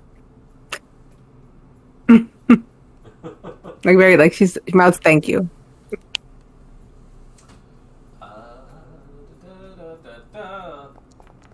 Did you choose to fail it yourself, Lola? Since does your resolve beat a 23? My resolve is I think I said 14 or 15. Okay. Yeah, 13. My resolve's 13, so either way I would have failed it. But yeah, she chose to fail. It's not. I guess she finds it more fun if she's also involved in this. Well, it's also, I think, the ethically correct choice. It looks like everyone fails. So, Lola, the game... What? Did I get anything for my learning? You're learning. I'm so sorry. 16. If you'd like to roll will... No, not that she's going to fight it, but she recognizes it from you know why. The method that Lola is utilizing here seems to be different than what was used in the past. Okay. So, unfortunately, not immediately recognized, but you might be able to figure it out maybe after a couple rounds or so. So, in this case, Lola, it looks like everyone's affected by this. I'll go first. Never have I ever... Ooh. Robbed a bank? Really? No, I know. It's like 4 people who've done that. I thought it was a common one. All right. Oh, if you Sorry. have it, you drop a finger, right? The casino, sorry. What was that question? Never have I ever what? Robbed a bank. Oh. I meant casino. You see both... you know what, actually, I'm going to roll something here. Arjinu absolutely puts a finger down. So if you have it, you keep your finger up, but if you have, you drop a finger, right? Yeah. Okay. Josie? You see Arjinu? Let's go, Arjinu! He hasn't. He hasn't robbed a bank. Oh, so if you So have does it, he you keep a put finger one up or down? not? I haven't played this game before. I'm gonna How be many real with fingers you. does Josie Okay, have? so if you have done it, you put the finger down. If you have Okay. not, finger stays up. Alright, then how many nobody's The fingers goal does is to Josie keep all your have? fingers up.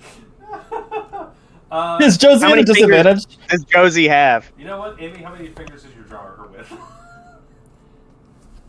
Let me double check, because now you're making me question I just myself. thought, like, maybe they may have a different... She looks at Did- the rest of you guys and goes, "Oh, I'm recording, I can't check the art right now. I Uh, got 5 fingers, bro. Wait, you posted it. yes, 4. He's already down 1.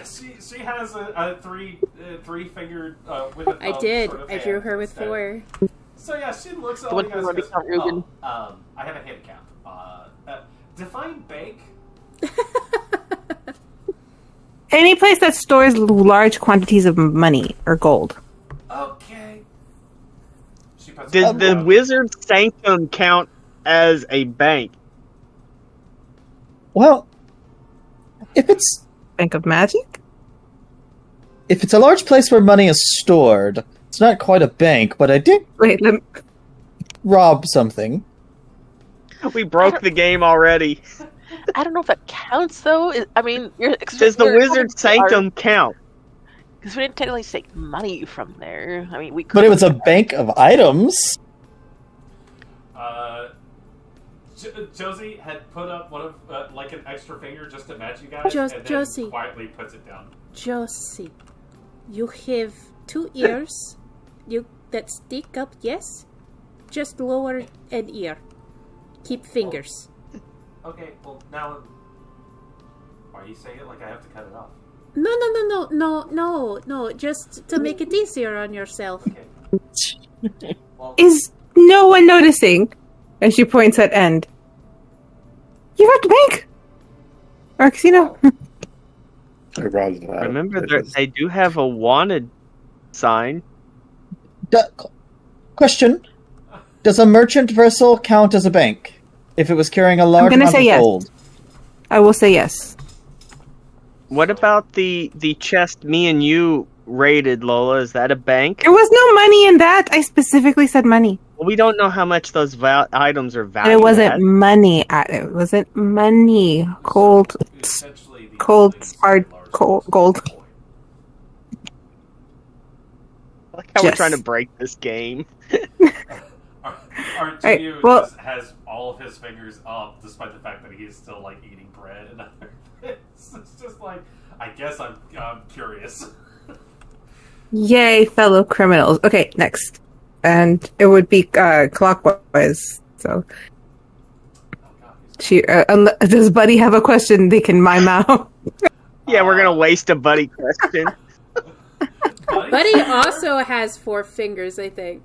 Oh shit! Hold on. I can't remember. Did I draw him with 4 or 5? But he just takes out an extra usually finger little bone. guys. Yeah, Yeah, usu- he just popped one bone off the other hand and Oh, yeah. sticks it on the other one, Buddy right? has the same situation. He has an odd number of fingers from the rest of you guys. Had popped off his pinky, put it on that hand, and then took off the pinky and put it back on his other hand. So technically, it's down. Shoot. What does Buddy want to ask? He performs a vague series of pantomimes, which kind of get a little strange. It's very hard to tell exactly what he is saying, but let me roll something here with everybody having eyes on him.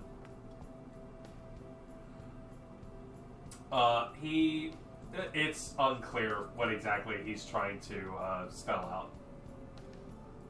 And then he just kind of... Okay, we'll come back to you, buddy. At Siri. It's Just a question we'll come mark back to you. sign. Can I do a logic on him to see if I can figure it out? Like, if I can help him out? That says Heppel. It's a game within a game. We're playing charades with Buddy now. Never have I ever played charades. I haven't. Those who were gonna drink, take a sip if you were gonna drink. Forgot. Puttables on a second flask. Shiri, go ahead and roll learning or perception or logic, your choice. If you'd like to try to suss out what exactly he tried to do. I'll go perception, that one's higher. My hand is going to sleep. Are you kidding me? You know what? That matches him. Unfortunately, both of you are no idea. It looks like he can't really ask questions for this round. He looks like he's going to try to think of it, but he gives a sign to pass to you. All right, Cheery.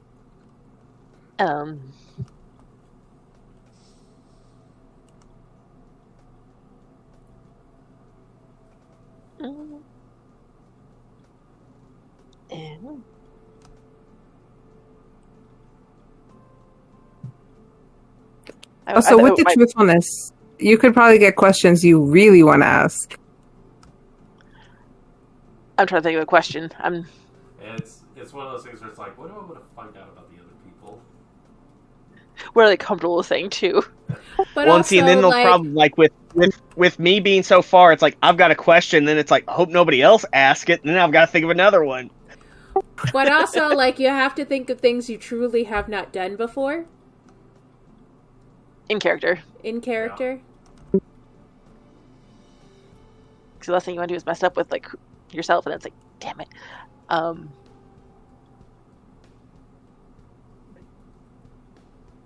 going to pass for now, along with Buddy, and go for the next person. Continue. Arjunu looks at the rest of you. This is a tricky one. I haven't learned of this game before now. Let's see.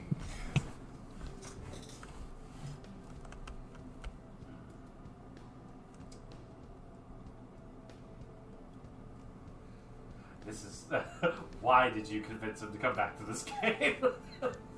I was like, I'm gonna be fine. I have 3 NPCs I gotta think about. Fuck you. Hey, I do this every Wednesday. I want to see you suffer. Little Buddy doesn't count because he's never going to ask a question. Wait, did Sherry have a question? I guess I missed it. She passed. Oh, you passed. Okay. My brain was going in too many different directions. It's like, I could ask this. Oh, wait, no. Oh, wait, no. Next time, just go with your first instinct. I have 3 different minds. I heard I gotta think of. One's a joke, one's forbidden knowledge, and the other is Arjunu. He looks towards all of What? you. I caught that. And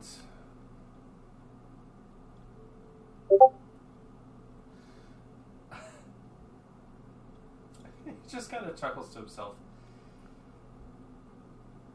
Oh shoot! No, that's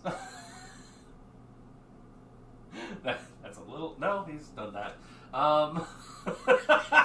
This is hard. I haven't played this game before. Come on, Lily. It's fine. It's just, it doesn't have to be something you haven't done. It can be something you've done. You just don't have to be honest about it. But if the truthfulness spell, you will. He looks at all of you and goes, "Never have I ever balked on a rightful payment to those who were assigned to help me."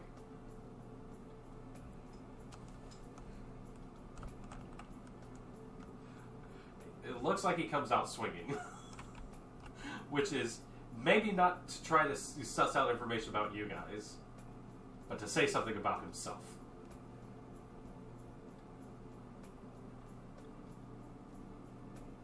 Never. I always pay my debts.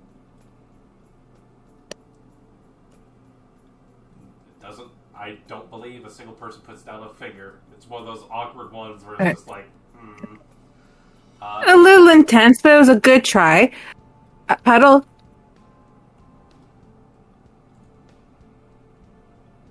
Puddle. Never. Your turn to ask the question. Sorry.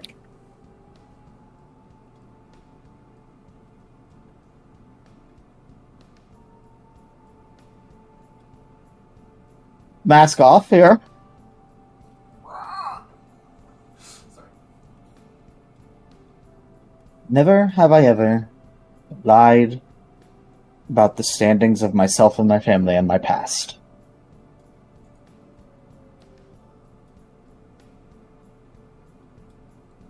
Wait, lied about your family in the past? Is that the question? Yeah. Yeah, fuck, well. Welcome to the club. Hello.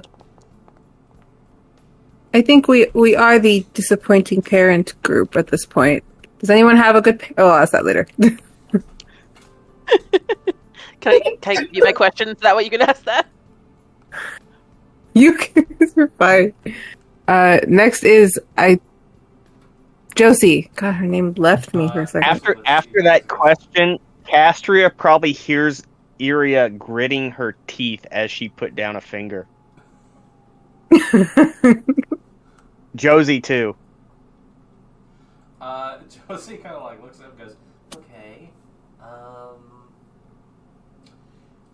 never have I ever been responsible for setting one of my comrades on fire.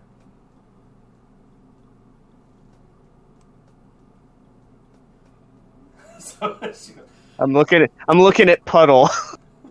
Do I count as a comrade? Depends. Who would have set you on fire? Me. Yeah. Do I count as my own comrade? Because yourself. I don't know. Probably not. Then no, I haven't set anyone on fire. I don't think. Okay, cool. Because group I came from had some very fun shenanigans they would get up to. So just want to make sure. I just set myself on fire. Oh, I guess that doesn't count. So you're good. She kind of stops and looks up at Iria. I think I'm supposed to put a finger down. I didn't set the fire, but like I can't decide. I mean, I know of it. I just was there, but like I didn't do it. Was it your comrade that was on fire? They weren't a comrade anymore. Then you don't put a finger down. They weren't your comrade. Okay, perfect. It's the same thing with mutiny. When you kill someone causing a mutiny, it's not a furthermore mutiny. You're killing a traitor. See, Puddle, you understand. Been there. Done that. I think now it is Iria's turn. Never have I ever had my actions result in the death of a loved one. You see Cass pause because she doesn't know the answer to that one. Yeah, there's a tensing of like the fingers because I broke the game. Pretty sure my birth had something to do with my mom's death, so... well, finger stays up though. Clarification. These actions, the consequence has to have already passed, yes? Yes, because I don't know. Are you talking about like your future actions, or I don't? You just can't count. I can't see the future, or I can't. It's more your actions in the past. The game is never have I ever, not I will someday. Will. So no. Because we. I will set a comrade on fire. Yeah, you will do that, but you have not. So keep your finger up. For what purpose? an accident, more than likely. I can't control it. Oh, so you're not intentionally doing it, just like just in case it happens. So that doesn't. I mean, if someone asked me to do it, I would do it. Now I'm curious. I don't know if that'll come up. And what if you're not sure?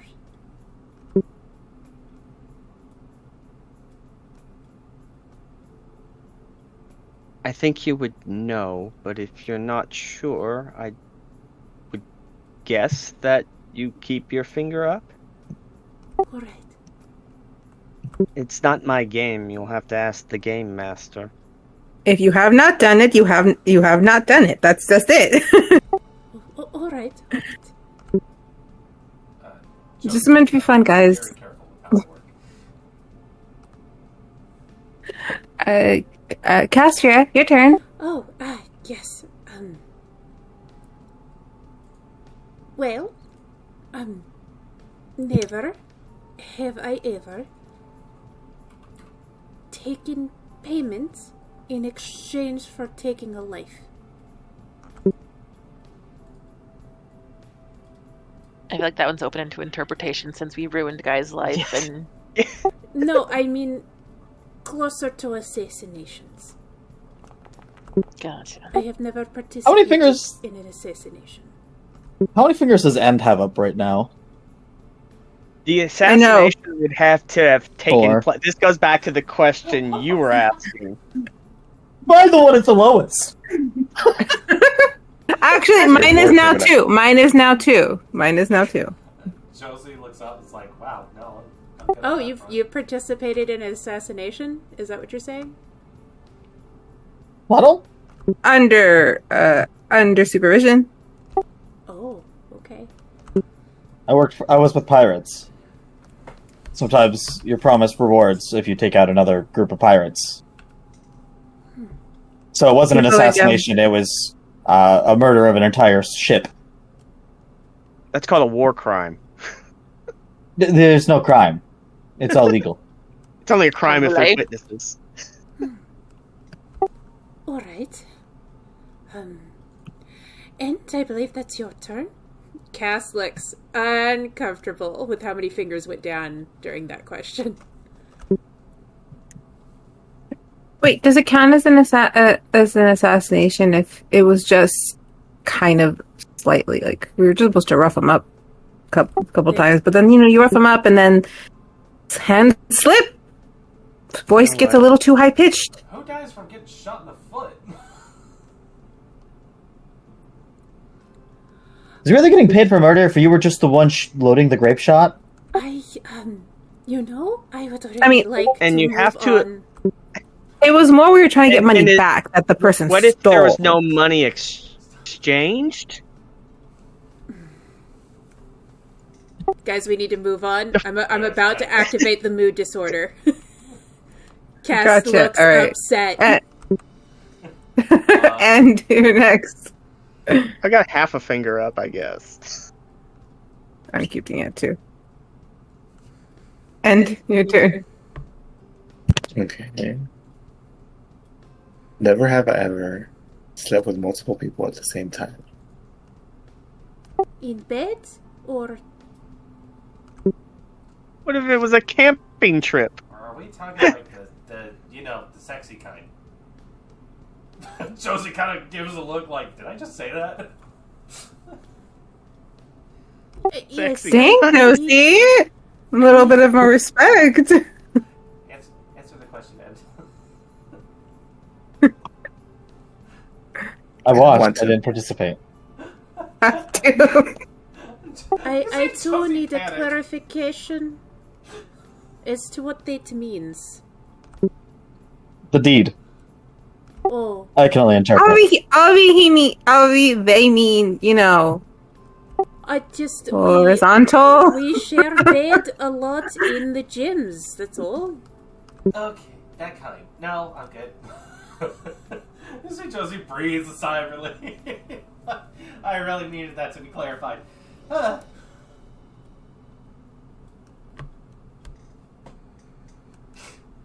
Lola is oddly looking like, why is everyone so hung up on this? Yeah, it's a normal It question. doesn't matter. I guess Like no judgment. Everyone's into different things. Okay, well, I'm going to bounce off of that question. Never have I ever. That's a mean question. I won't ask that. Ooh, never have I ever broken a heart. Doesn't have to be romantic. Broken one or received one? Bro, when you say receive, do you mean like they told you they liked you? Or do you mean like they took their heart out and handed it to you physically?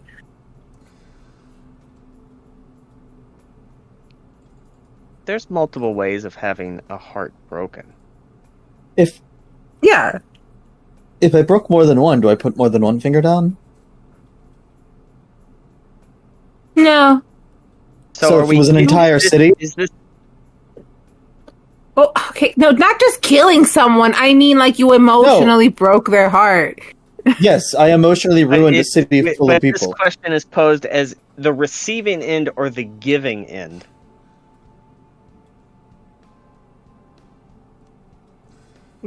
However the heart got broken, if you're the one that caused the break, that's what I mean.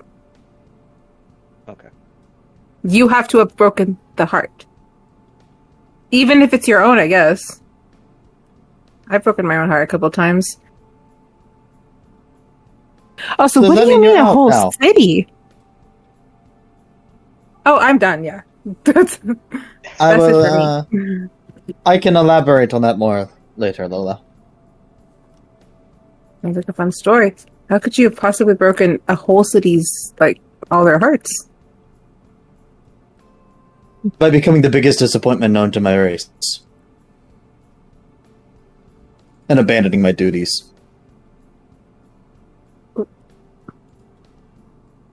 That is heavy. Whoever... I guess Buddy can't talk. Shiri, you can't skip this time. Lola does remember what she had promised Puddle and tries to change the subject because she knows she can't lie.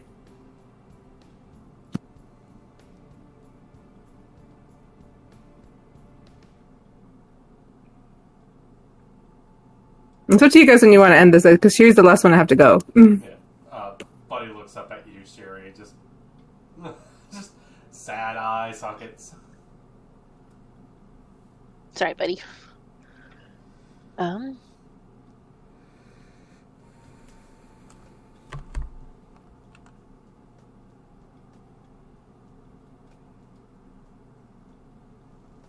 not a good quick thinker. You're good. Never have I ever seen a being that could devour the gods.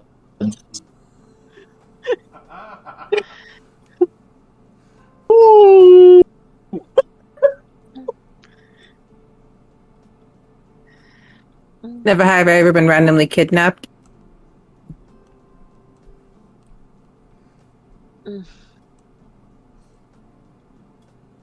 Never. Yeah. Never have I ever woken up in a ghost town. And then she puts one of her fingers down.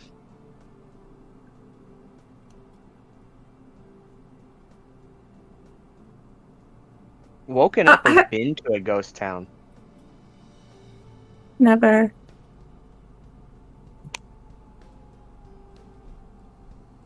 The ghost town is a physical reality, yes? Not a dream? Yes, it's very much real. Alright. You do see Josie puts down a finger. I go plumbing through ancient ruins. There was one time it was an abandoned city.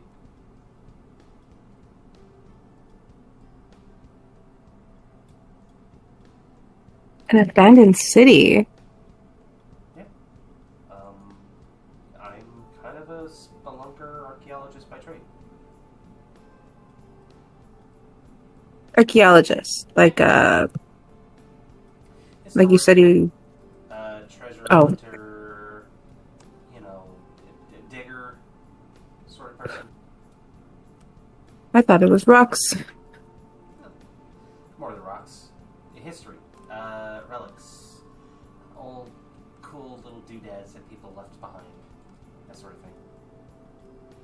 would isn't love that to like see something more. that your friends do? Sorry, continue.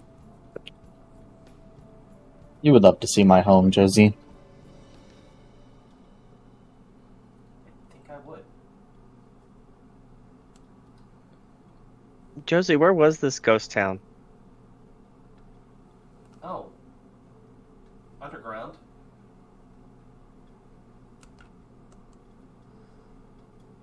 You ever found any underwater?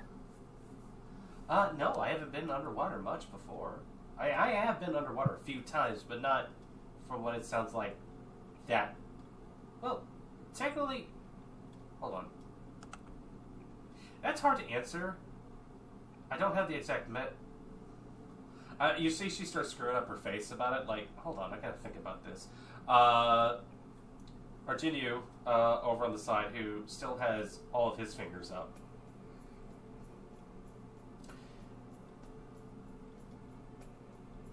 This question is very close to the one before, but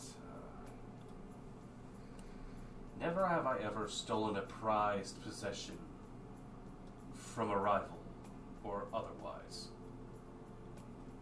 -1. I don't know how attached the genies were to those items.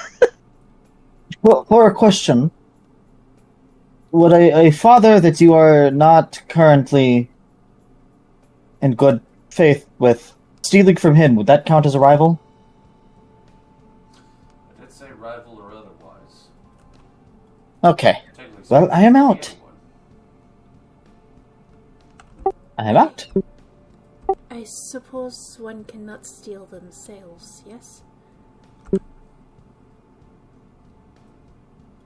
Would oneself call themselves a prized possession? Not I. But someone once did. My lady, I believe you are fine. I would not count you. How long does truthfulness last? Just curious. I think it's an hour. It's about an hour, I think. But I said I would only do it for the one round, and then like it could dissipate. If you guys wanted to switch it up, because I just want to get us into the one round, see if anyone would ask some fun questions.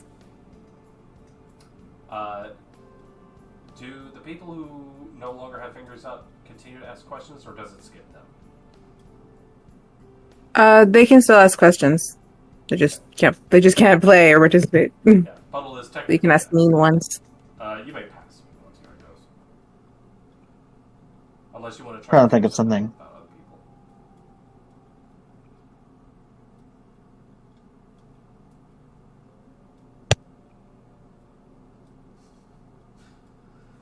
Spicy stuff. Never have I ever heard of a children's story referring to the city underwater of Miss Nure.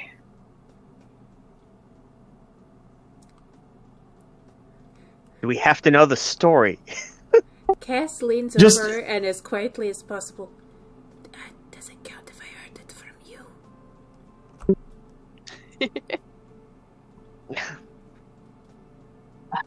No.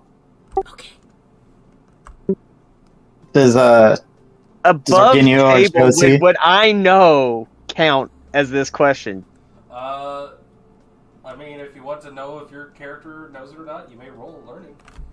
Well, no, it's more. I know the name, but I don't know anything about it.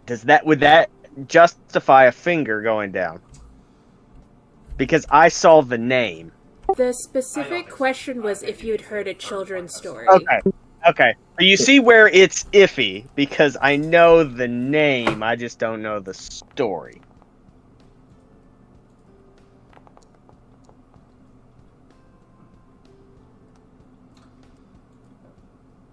It doesn't look like any of the other folks put down any fingers. Okay.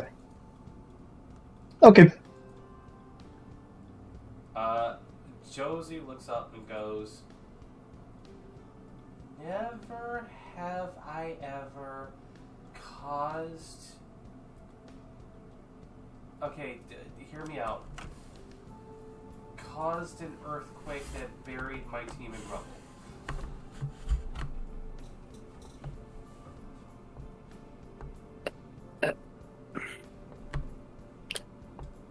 Josie, your lore drops are starting to give me whiplash. I'm sorry, I have to.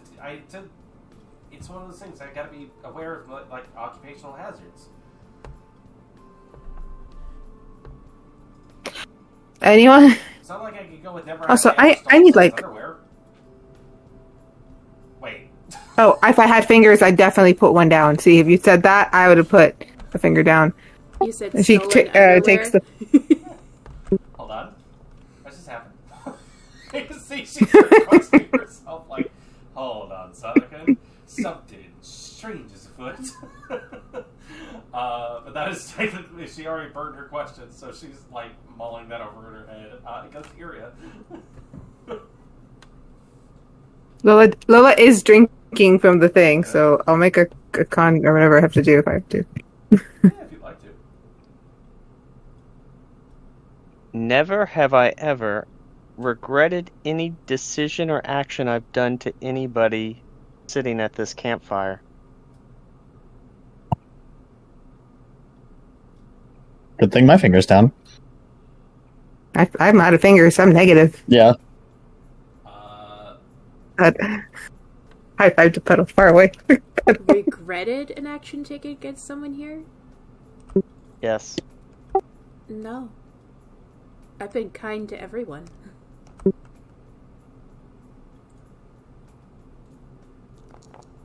How many people have fingers up? Okay. Yeah. So essentially it's Puddle and Lola that's out.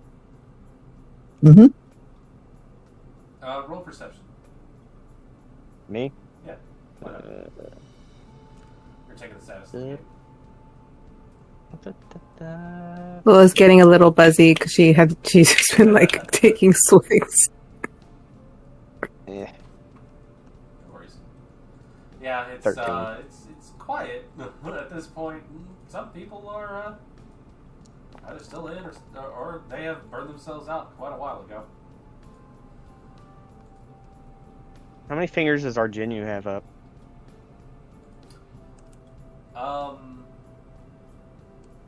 He has 4. As a matter of fact, that last question he put one down.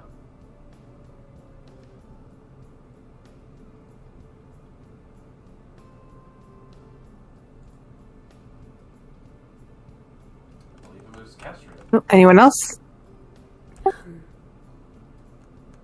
You see, she's a little distracted from the questions that have been asked and some of the answers she's seen, but she pulls herself together. Never have I ever seen an ocean.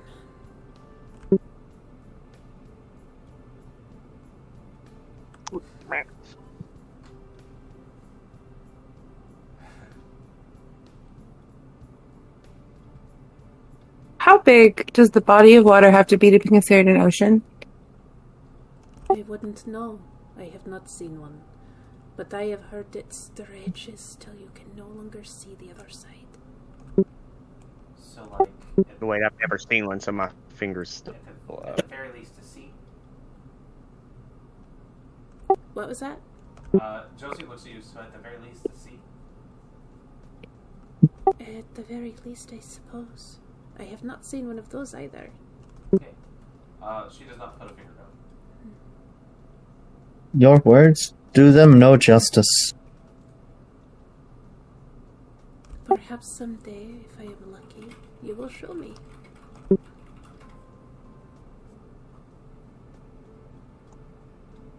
As she says that, I'm gonna start painting on a canvas.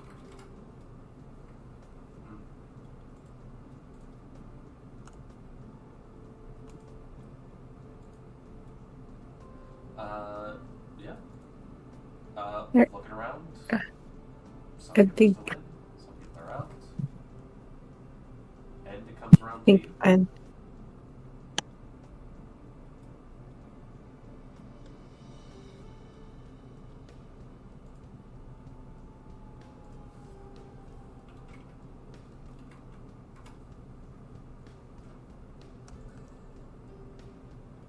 Never have I ever wanted to hug somebody here.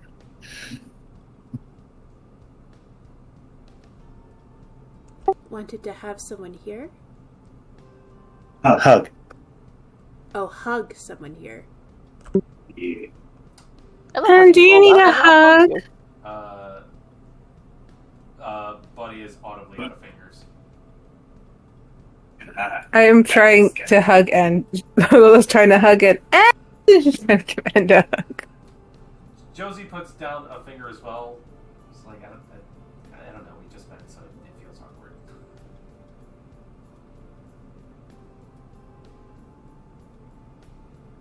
Wait, the question was, have we ever wanted to hug someone in the group, right? I literally just hugged someone, so yeah, the finger goes down. Didn't specify, like, oh, what's the reason?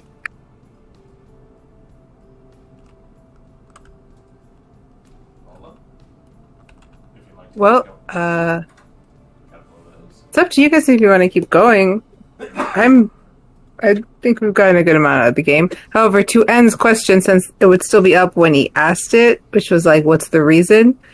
She would, huh? She would kind of be like, well, one, you're all like super hot. I mean, who wouldn't want to hug, like, any of you? Even you, Jinyu, super hot. Like, I put that label on you. Josie, take it or leave it. I know it's a little weird. Same thing for Buddy. No, it's alright. I mean, yeah, you guys are hot.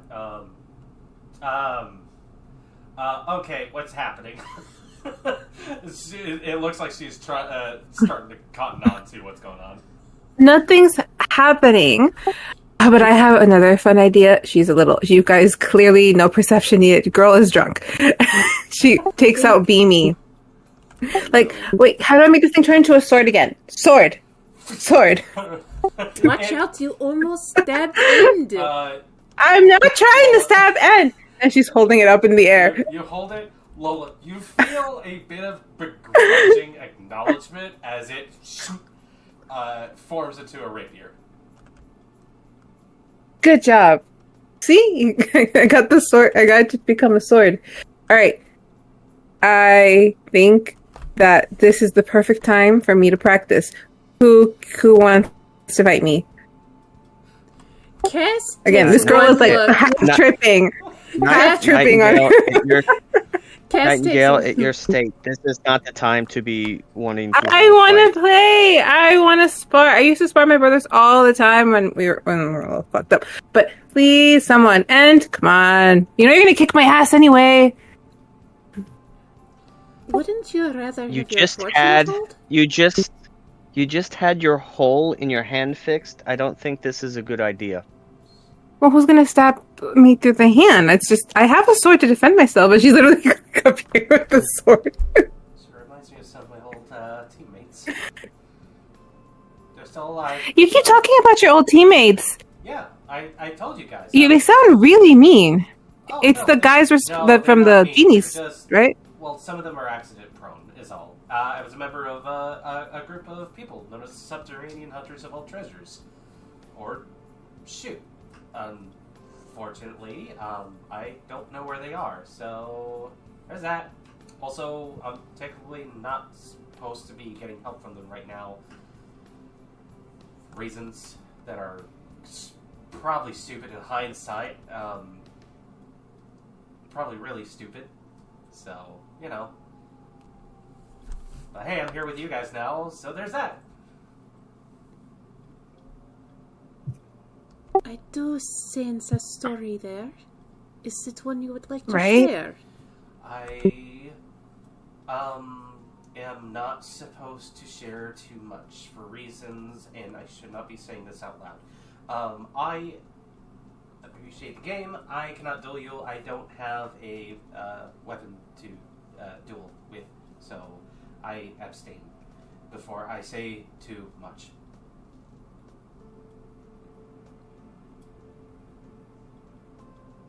Lola's now kind of like dancing while she pretends to fight air with the sword, since nobody will play with her. I would try to, but all I have is a scalpel, and I don't know how well that would go.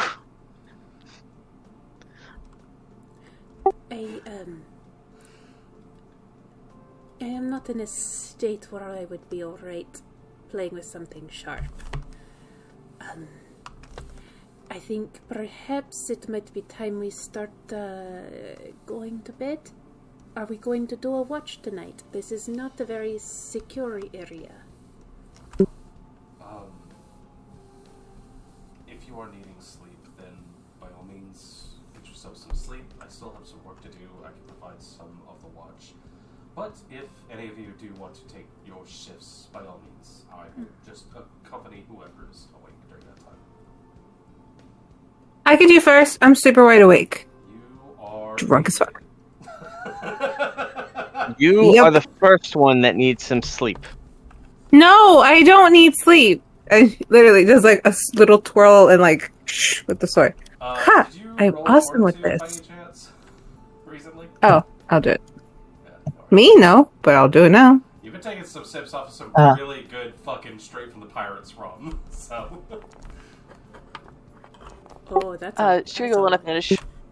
Lola, you usually Fucked up. call I your said I was liquor- fucked up. You don't know what the fuck was put into this particular brand. It's not like you have the label for the bottle, so you do weeble wobble a little bit. got hit No, with that's black homebrewed. crack and So Nope. That's home brewed. I'm fine. Wait till you guys try fairy wine.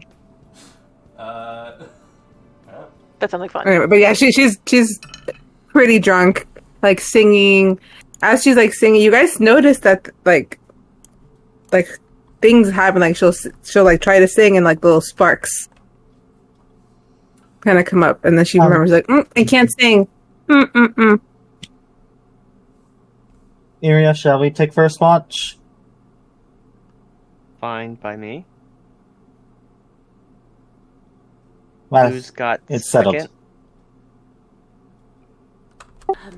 I was going to take a watch first as well, just because I am not entirely sleepy, but I suppose I can take second.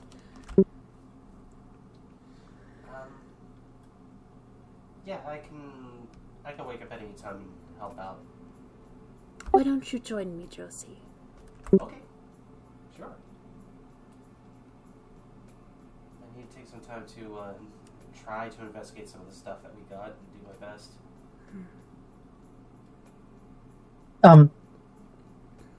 Castria, as a favor, when you do your watch, if you have the time, could you take some time to maybe look at this and let me know in the morning what you're able to discover? Oh, And I hand you the fishing pole.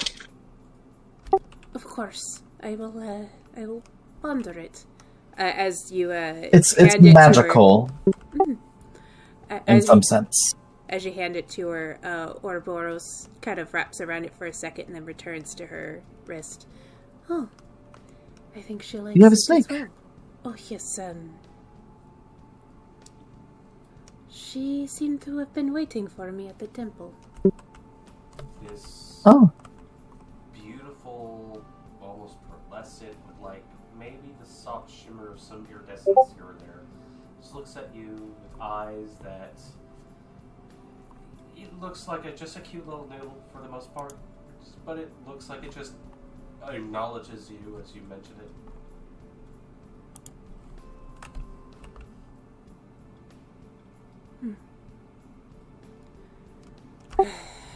That will probably do some good. I would really like to get back into connection with my patron.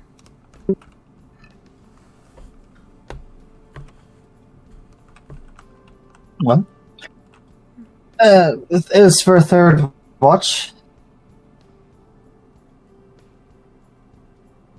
In? theory, and I don't believe Lola is going to be in a good position to take a watch at all tonight. Who said my name? No one. The pillow on your Yeah. sleeping bag is calling There your was name someone right in the pillow. I am not going to bed yet. Stop telling me what to do.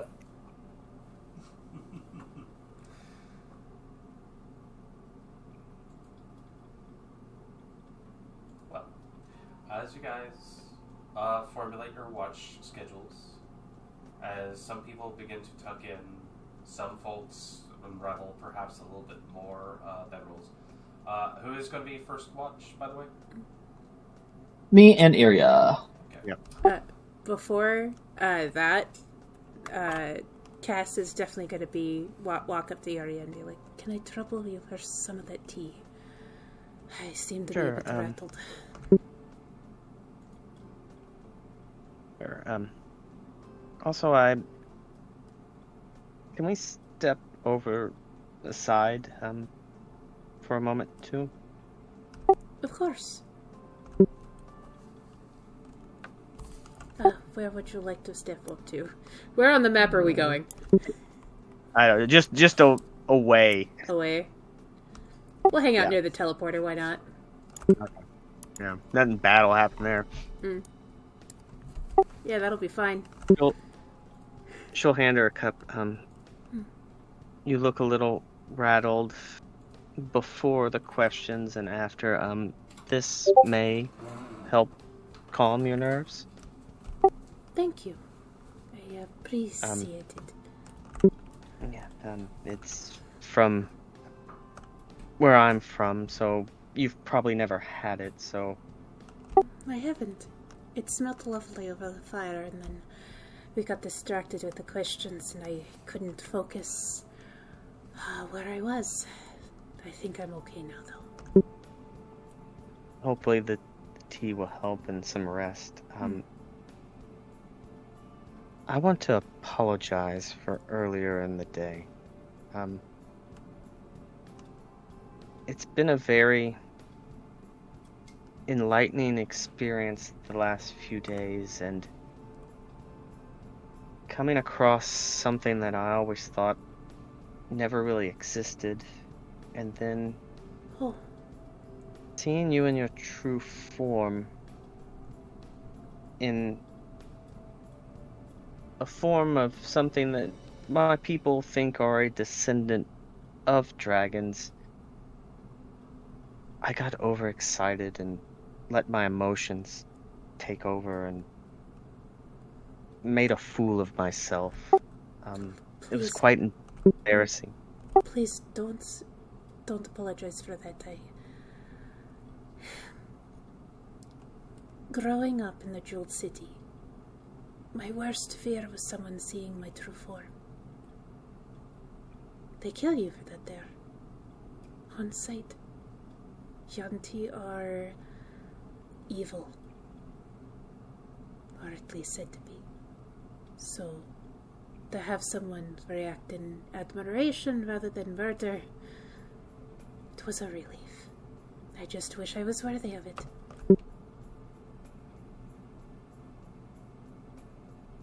From my time being around you, I don't think you're evil. But I understand where some people may think that is bad, but from all accounts that I've gathered, you're not evil. I understand why you hide it, but I know for around me you don't have to hide it. I know it's probably uncomfortable, but you don't have to worry around me. I can't speak for the others, but... Thank you. It is not only shame why I hide my true form, but I do appreciate that it is alright to be myself around you.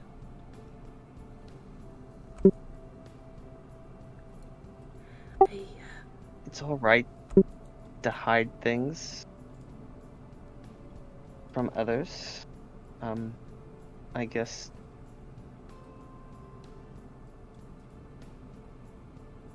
in this matter, maybe.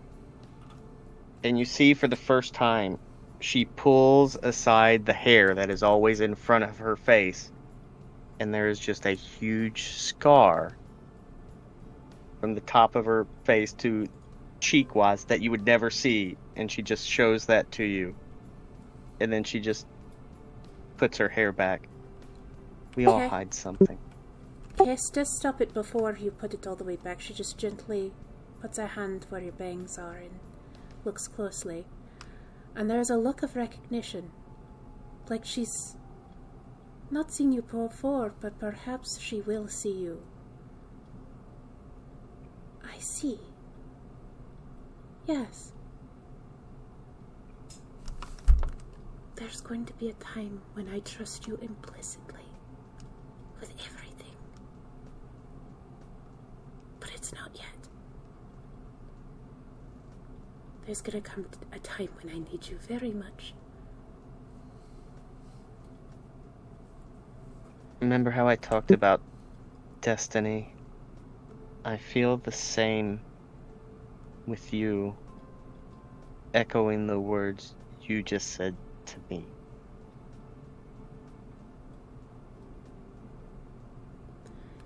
You may be there when I have to make a decision that will be challenging, but that's for another time. When you said that you may be there,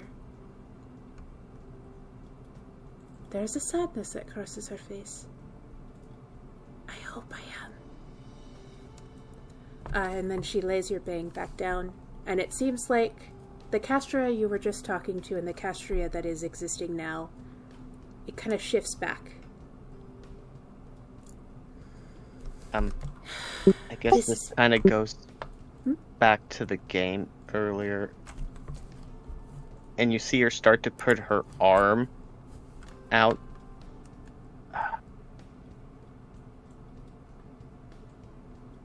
And reel it back. No, I don't want to step over bounds.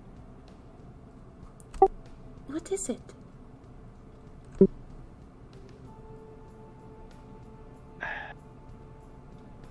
Were you just trying I feel to there's a hug me? connection. Yes, but She just hugs. Again, She I just don't- throws her arms around your shoulders and just gives you a hug. thank you. I needed that. Oh, I think I've spilled my tea. Look, she's actually dropped the cup on the ground. I was so sorry. It's okay. I think it's been a long day for you. I think you should get some rest. Yes, I do think sleep, and then I will identify Puddle's ore later. Get reconnected with my patron. I have been so scattered today. I am so sorry, Iria.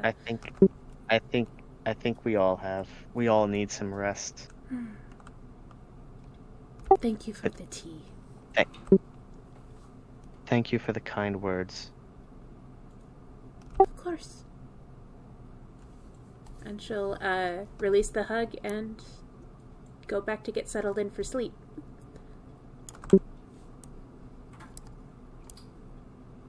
As Iria, you head over for a watch of sorts. Puddle seems to be joining you, although I see Puddle has her hand up before I narrate further. Yeah, I wanted to, as soon as I see Iria and Castria, and call over Iria and Lola. Iria, you're on watch with me, and Lola, I don't think we're going to be able to get you to bed at the moment, so, might I interest you in a story while we're up? Ooh, can I play my... I'll play while you sing. Sure. It's her lute. While you talk. Uh-huh. No, It'll be soft so they can sleep, but we like a lullaby. No more of the games this time. no funny business, please. I said We both. play, not sing. It's not the lute, it's my voice. Like, So far, me and Puddle I both don't- just like, no. Like, no funny business. I am not going to say anything to the others. But if you do something like that again, without our knowledge, I cannot promise that I will be as forgiving. Well, I do it to myself, too. Nightingale, That's the only I reason I trust- didn't fly into a flyery but rage. I believe you It's- had good intentions, Nightingale, but As do I. let's... But that is not the We'll correct go thing to with do. that. We'll totally go with me having good Well- intention. You wanted to know about And- the people you were with. There's nothing wrong with And- that. And also, when you're in a little bit better state, I'll teach you some. You keep sword saying fighting that maneuvers. word. You keep saying that word teach. Interesting.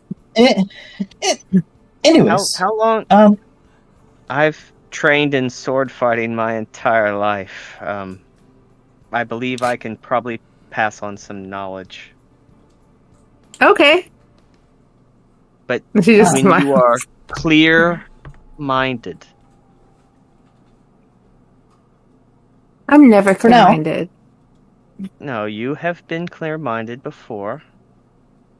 As far as you know. With kiddos. clear mind helped. me Puddle's trying to Puddle talk to us. Me and with your clear-mindedness, you helped me and Puddle in that predicament we were in. You did, but we're not, Iria, I don't think we're getting anywhere with this conversation at the moment. You are talking Right. to a wall that is talking back. And losing. Yes. I am a difficult person when I am. Yes. What was the word you used? Inebriated. I like that word. I usually just say drunk, but inebriated has a ring to it. The next time I come home and my father feels like, "Are you drunk?" I'm gonna say, "No, I'm inebriated." Let me tell a story. I think this is one you will quite enjoy. Lola. I'm sure in your lands you've seen many of the children's books about that tell the stories of prince and princesses and knights and wizards and all of the sort. Before you go on, do we refer to you as Your Royal Highness? Or My name do is you Puddle. not want us to bring this up?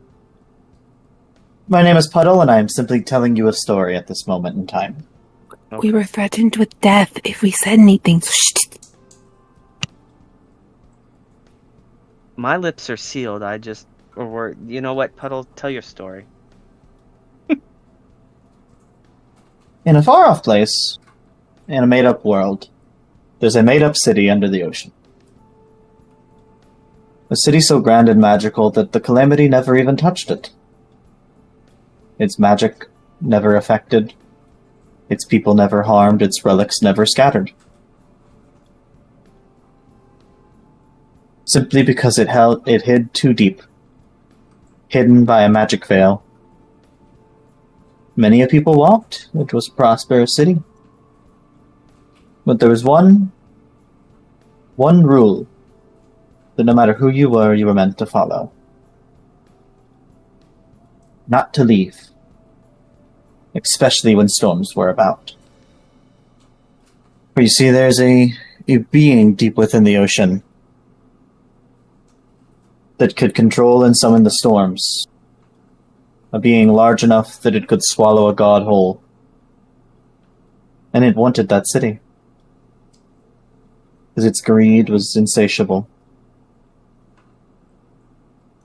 And one day within that city there was a girl. A girl who loved art, was happy, and was told that she was blessed with the will of the water, and that the spirit of water guarding the city had chosen her to be a vessel, and a wielder of its power. This girl happened to be the heir to the throne.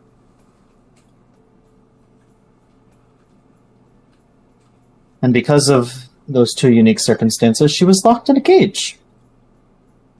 Never permitted to go out, never permitted to live, to see, to paint. Until one day, she snuck out at night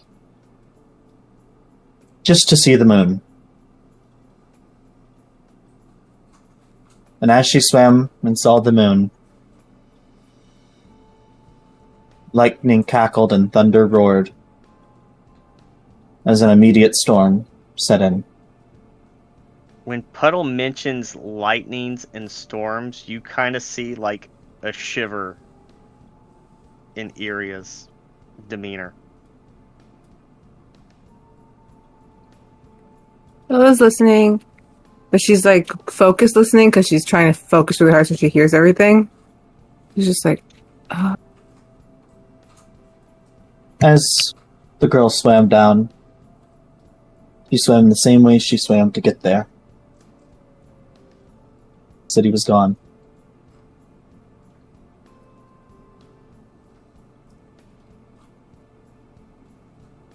For months and months and months she searched. Never a trace. Until she was found by a vessel filled with a rowdy bunch.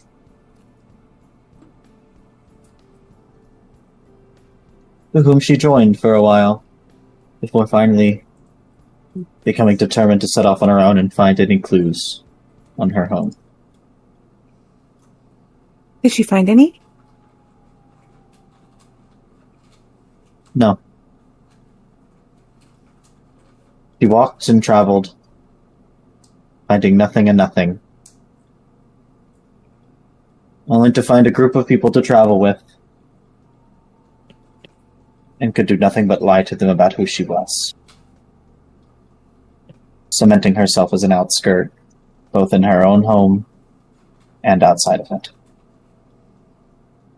But if her home was like a cage, wouldn't she have been happy to leave it?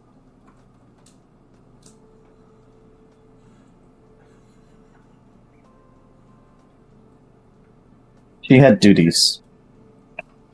Yeah, The fate of her city could depend on her. I know all about duties. Expectation. Iria puts her hand on Puddle's shoulder, but the story's not over yet.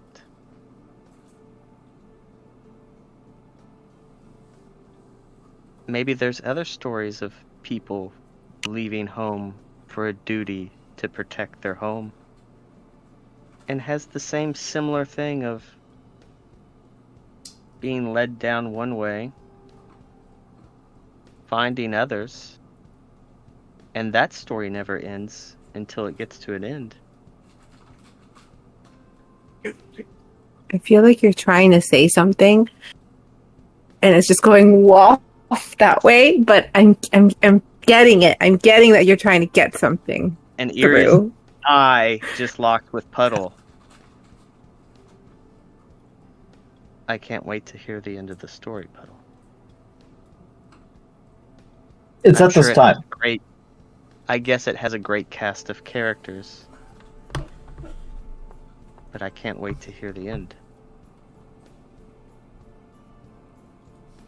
At this time that the painting that she was doing is finished, and it's like this beautiful underwater garden, except there's little bubbles, and in each bubble is where a little creature is swimming, like a fish or a turtle or a jellyfish, and they're all just kind of floating, and Puddle is the only figure that is recognizable just standing, but she's in full white robes.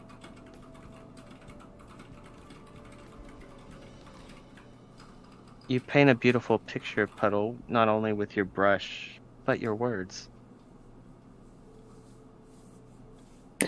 She's looking at the painting. Really pretty. Much like Lola can but paint with her guitar and her voice when we've briefly heard it. I love to sing. I just can't do it all the time. I wish there was more I could tell you about the story, the details, everything else, but too much is dangerous. I caught on. Gotcha. And as I said earlier, I truly am sorry for referring to you all as my servants. I'd say I'm over it, but I'll tell you in the morning. We're even. Are we? Okay. I could tell the others that you, without their knowledge, used magic to force them to tell the truth. It was fine. It was just a little game. It was just a little game.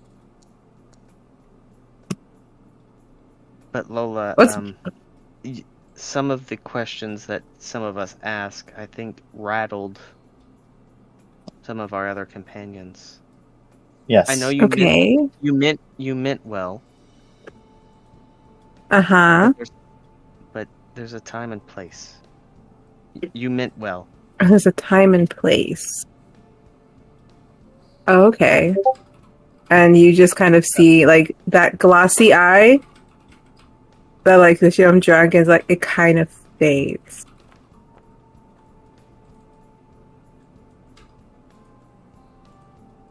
Well... Myriad, one last request of you specifically. If I am ever to die in your presence, I need you to, inside of, and I'm not facing Lola when I do this, I kind of like lift part of my coat up. Do you see this right here? And I point to a gun. I need you to grab this, go to the nearest body of water, fire it, and take my body there. What is it? Puddle. And this goes for you too, Lola.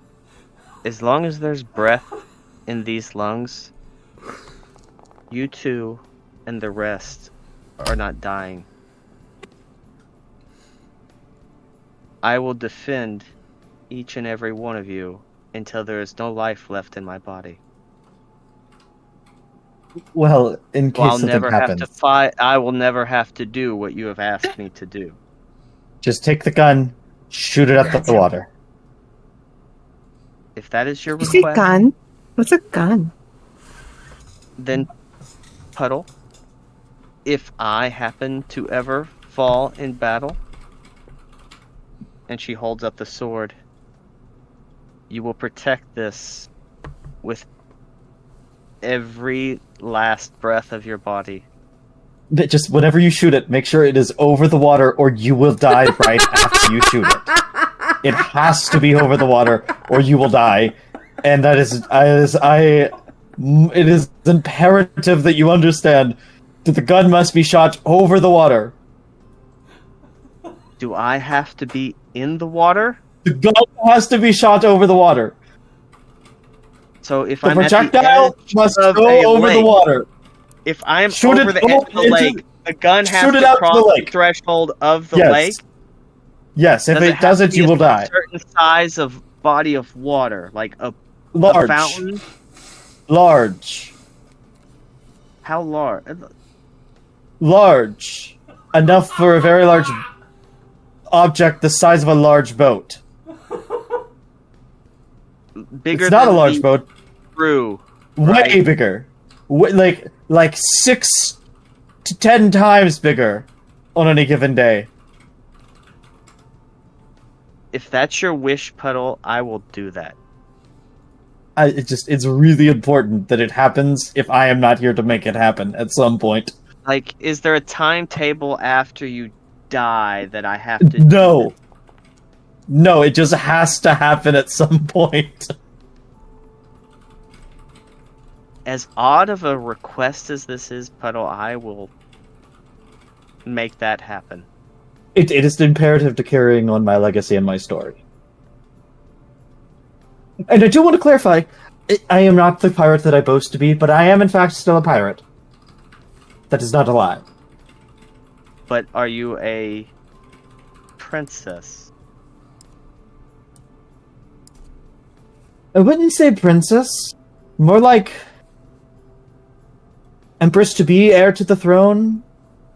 We don't really use king and queen, prince and princess. So you're a countess, it's kind of a land thing. Duke, a duchess. Heir a lady in waiting.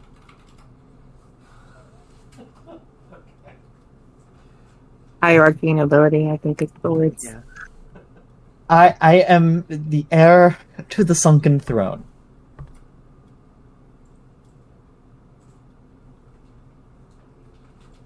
As odd of a request, I will make sure it's done, but we're not going to get to that point, Puddle. Like I said, as long as there's air in these lungs, our traveling companions will meet no doom. if it means making somebody disappear,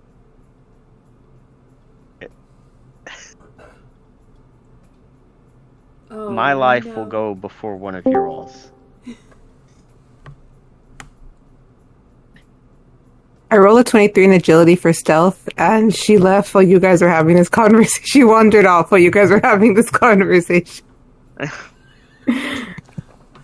For a hot second there, I thought you pickpocketed the gun and we're gonna go try it out, seeing as you were given full instructions.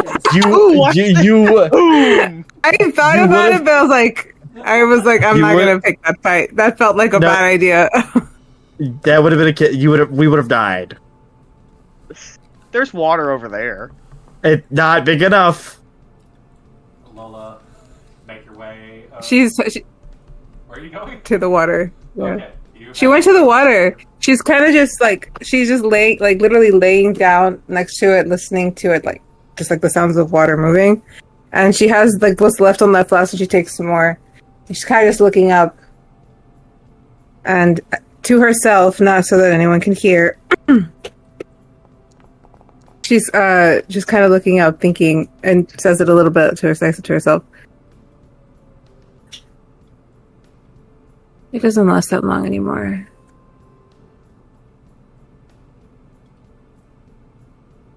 I swear, the more I drink, the more of a resistance I build, and the easier these thoughts come back. I will just have to keep taking more. And she just keeps drinking and lays down next to the water.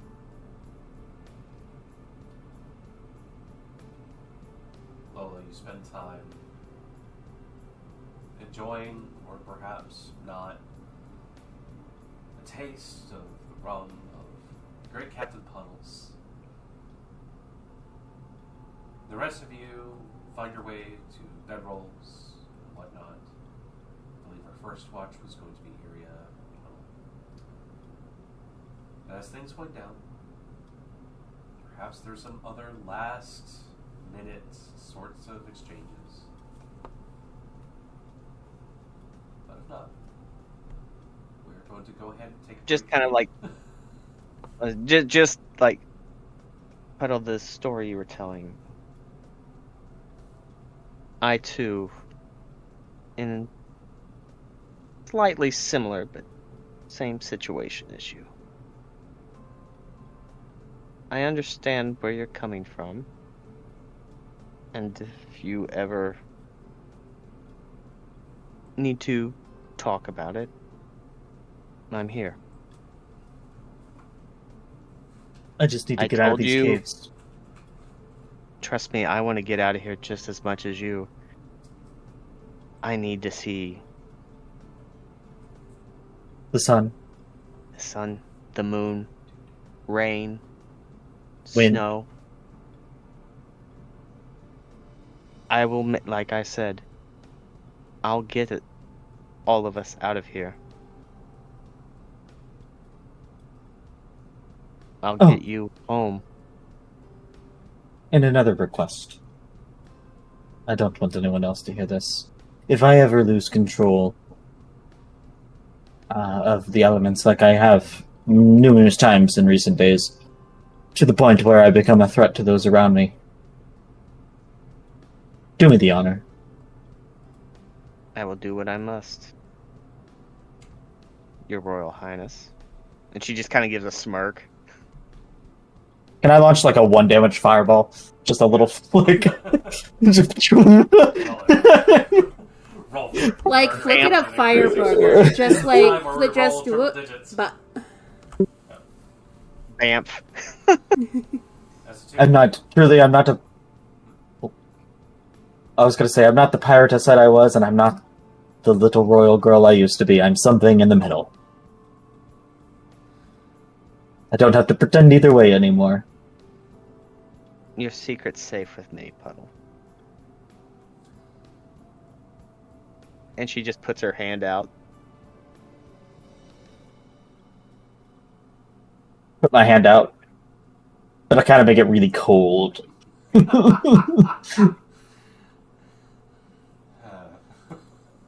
weird. But, I mean, hey.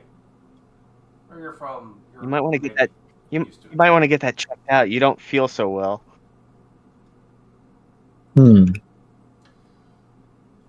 As the two of you, Feels fine to me. Oh.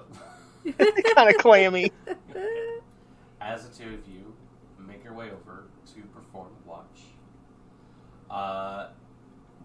we've been really stalled for time. I would like us to go ahead and take a break so people can get some bios and stuff. We have a little bit more for you guys. A. So, we'll be back. In that case, little buddy put his finger down. Anyway, we're recording again. Well, I thought everybody's gonna put their finger down for that one. No one was paying attention to Buddy for what he was dropping his fingers on. Anyways, so Little Batty. That's his new name.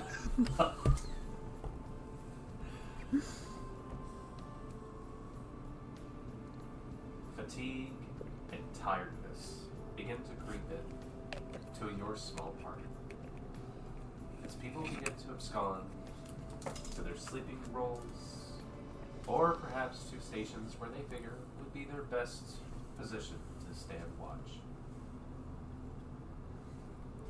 Time of rest is necessary for adventurers and heroes alike.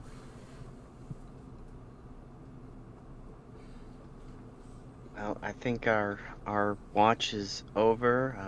I guess we'll wake the others. I guess so. The two of you. I'll wake Castry. I'm like, oh, here. Maybe this will help on your watch. Try not to spill it, and I'll hand her the last cup of tea. Thank you, Iria.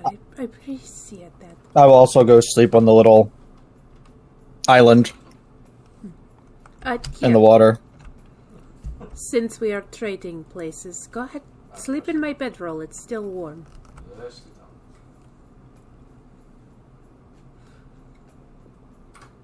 Push to talk, babe. Oh, fuck. It's doing that thing where I have to be in the window.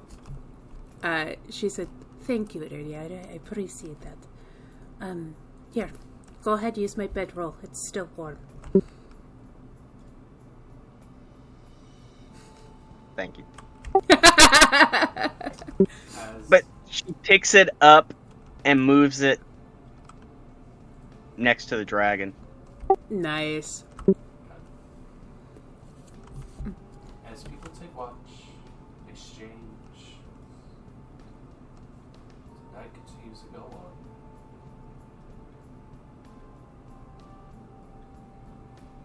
Shiri, Yes.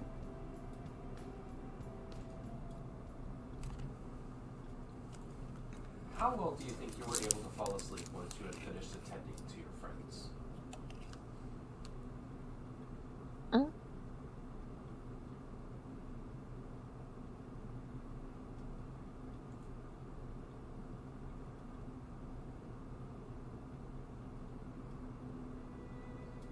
There's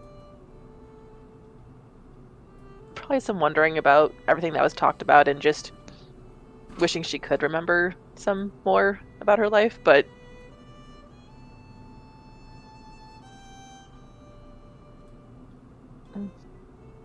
still sadness, but hope too. The game was difficult, wasn't it? It was. Hard to say about many things, but still, you're able to take care of your friends. Maybe that's what matters more. Bedroll is pulled out, prepped up for you by Buddy.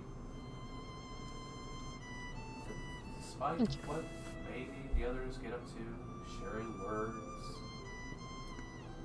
Buddy sits quietly by you. Eventually, perhaps, you drift to sleep.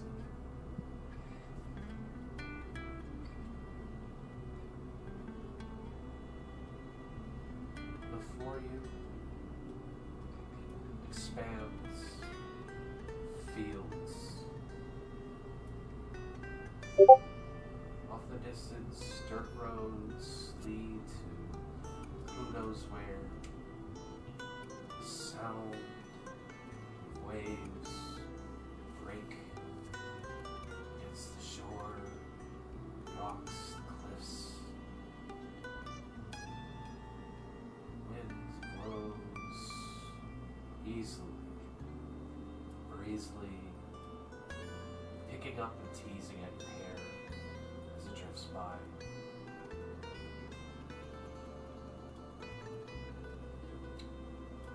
And a road down beneath your feet leads forward.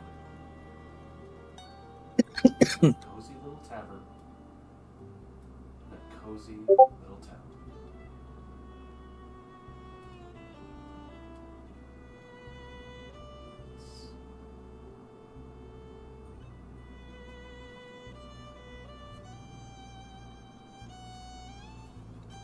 It's been a long day's journey, it feels. Maybe you need some rest. Or perhaps just a drink. Or companionship. Or just to see what all the hubbub is.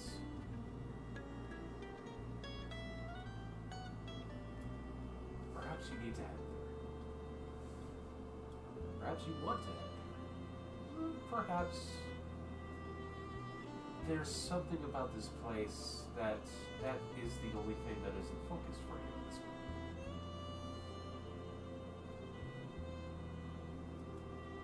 What do you do?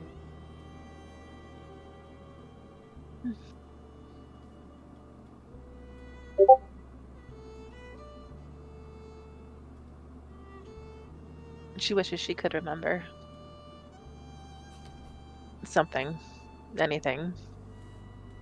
But someday she'll have answers.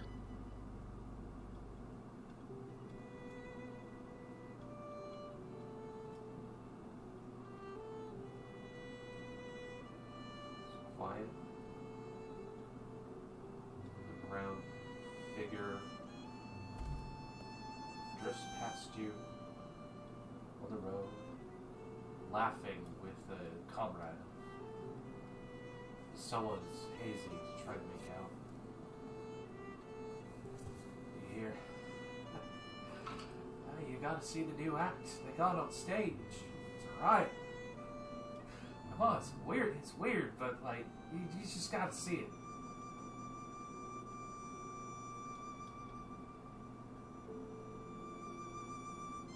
You hear a voice.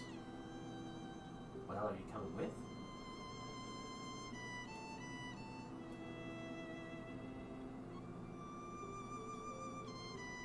I like that. Drawn either by agreement or perhaps the nature of how dreams flow. You descend from the hill down to the town. And inside, the moon drastically changes. Perhaps as many liminal spaces happen when one steps beyond the threshold of a dream into another place. Who knows exactly could happen, but it is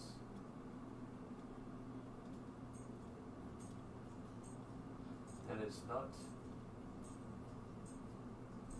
Renty's music. Was that not the music choice you wanted? That should not be the one. Well, okay, I'm going to pick something else out.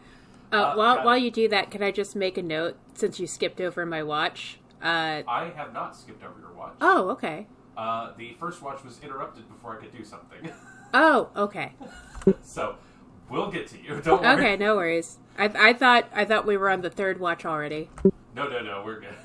No, we first watch broke the game. Yeah. First watch broke the game. I had a thing I was gonna do, and then they just went, "All right, we're done." I was like, "Wait." all right. Sorry. But, anyways. Sorry. Inside, Sherry. The moon is light. And airy. And festive. And raucous. And lively. And perhaps not exactly what you were expecting, but you see figures packed around tables, laughing, cheering, toasting with great big frothy mugs of some drink you could swear you know the flavor of. You see figures bend in strange, dreamlike shapes and gestures and expressions and wild, wild laughter as you feel yourself drawn inwards. This place is full of life and energy, and as you stop to take a look, there are so many lights. There are lights to a stage. There's lights up above you throughout the space. They seem to be glittering in various places. And as you look up, you see the tavern keeper behind the bar itself. Big, round, portly man. Little bald mustache, clear as day. Laughs a bit as he kind of wipes at a mug, looks up towards you. Hello there, Miss Sherry. Oh, welcome in. Come on. Your feet must be sore from your travels. Come on over. I've got your favorite drink for you. Got some wine for you. She goes to sit. You head over to sit. It's lively in here. He looks towards you and goes, so, unless you just want to have some water or something like that, I could get that for you. But, how have you been? How's your travels? It's been a while. Intriguing. Strange and oddly fun. Yeah, good. Would love to hear the stories about it. Well, once the current act winds up and everything like that. Funny little fellow we got up there. You see he turns around and looks and goes, well, fortunately your favorite bottle is up on the upper shelf. I'll have to go get it. As you know, I'm a little short, so I'll just have to take my time if you don't mind. Not trouble. He turns and goes and drifts from your attention. As you stop and turn and take a look around the space, more and more figures kind of lunge and waver a bit.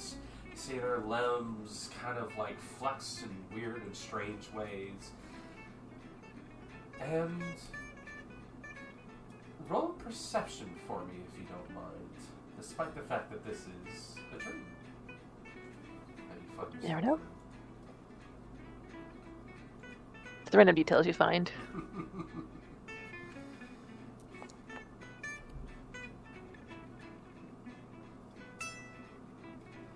As you take in the sights, there are not distinct features that you can make out of these individuals that come out. They're not monsters, but they're not like quite. They don't have like this very specific like. It's just a dreamlike state that you realize that just some features just won't translate. You probably won't remember much of this stuff. As you hear a cup slide right behind you onto the bar top. He goes, well, it looks like our friend here wasn't able to get you that drink, but don't mind if I assist you in this matter. You don't mind?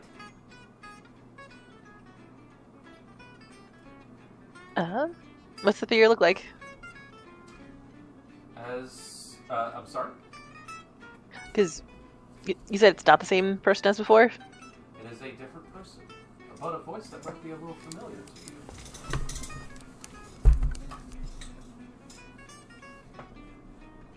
As you turn, see who speaks with his voice, you see maybe a bit too smug of a grin, a pencil-thin mustache, slightly pointed ears, close-cropped black hair, as a man in a red coat, bow tie and thick apron. Looks like it was hastily thrown over himself. Does his figure with his cross. Well, if it isn't one of my favorite little heroic heisters. How you doing, Shiri? As you see that the man known as Slippery John serves you a drink.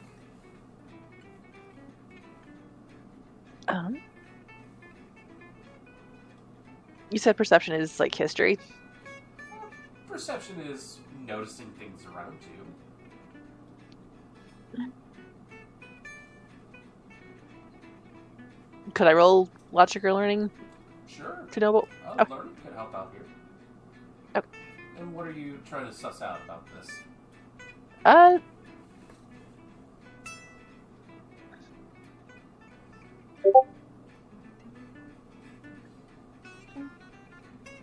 I guess the vibes I would get from him.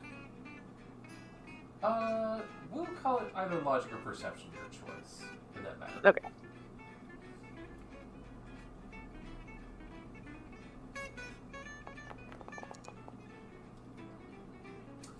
With a 20, it's strange that you're seeing this guy in your dream. And then you start to realize that his features are very well defined. Not the fuzzy, strange logic of those around you. As he leans onto the counter, he plunks the cork for the bottle, pours the drink for you. What the long face? I thought we were old friends. Mind you, I did have to take your memories from before, but that's my shtick. And as we agreed, there's the need for secrecy. How are the rest of your friends doing? Recovering. Good. Well, you've been sticking around with them? I have. Good. I thought you folks would make a great team. Well, glad to see you're doing well. A little amusing that I'm here like that. Oh, sorry. Looks like you're a little confused as to why I'm here. I'm just popping in for a short visit. Felt like something was calling me here, but don't worry, I'm not here to steal anything. At least of which might be your heart or something along those lines. You see, he gives perhaps a little overly cheeky grin. One of those little jokes where perhaps he's full of himself. I applaud the effort. Well, you know, sometimes you just want to check in on old friends that have gone on their own merry little way. I take it our mutual friend is still safe somewhere. Yes. No luck finding a name for them, huh? They'll choose one that's right for them in their own time. Or perhaps mayhaps you'll need to recover it. After all, I know a little bit about needing to recover things. No offense or anything like that. If I had, no, let's see what I can do for you. But, unfortunately, my hands are tied. But I will ask you, how's Buddy been treating you, by the way? Like a sweetheart. Yeah, good. It seems a lot of people like him. He points past you towards the stage. As you turn and look, you see on the stage with a little bit of a band playing behind, kind of like the japery sort of ragtimey music. Buddy is in throes of delivering a veritable show-stopping dancing performance.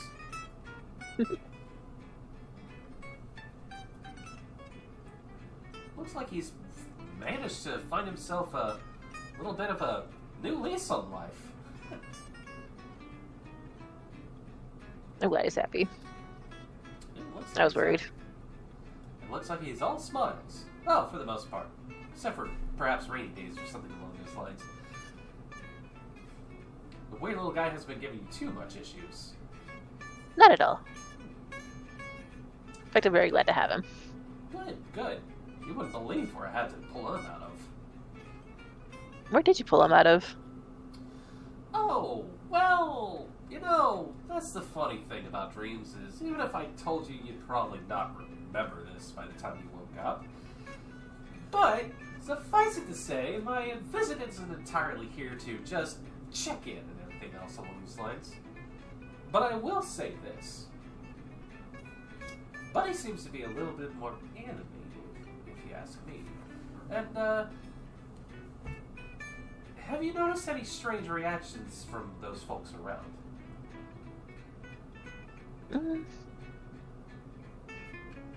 Do you mean my party or where we've been lately? Any or? One friend questions Buddy, which is understandable because they have their own history with things, and I don't take offense to that at all. My concern was not too long ago when others were ready to attack us because of him. I don't want to harm my friend. Of course not. Well, if you're taking care of him, I'm sure he'll take care of you. I'm assuming that's a him. He feels like a him. But from what I get, Zaki admires you greatly. Maybe more than admires. But, you know, that's for him to verbalize at some point, if he ever chooses to. But yes, even I have to admit, there is something a little, not to bash the word so much, weird about him. But I think that's something you're going to have to find out on your own, with him in tow. Regardless, I'm okay. it seems like he's putting on a great show. And as he gestures up towards the stage, Buddy gets done doing a quick little show-stopping, jazz-handy sort of like stance. People start throwing what looks to be coins and dollar bills and bras and other sorts of things. And you see one hand go up, clearer than anything else. A card drifts out of their hand and lands in Buddy's. As he takes it, holds it up, looks at it, looks towards you, smiles, and waves it in the air.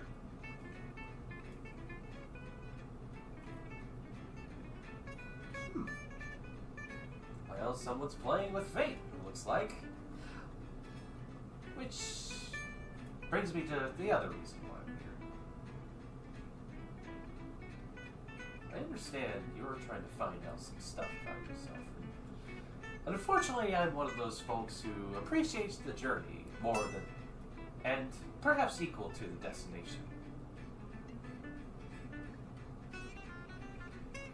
So, Sherry, I hope you don't take this as too obtuse or obstinate or vague and unconvincing, but I do have a gift for you. You do? Let's just say I had to pick quite a few pockets for this, and he holds up your card.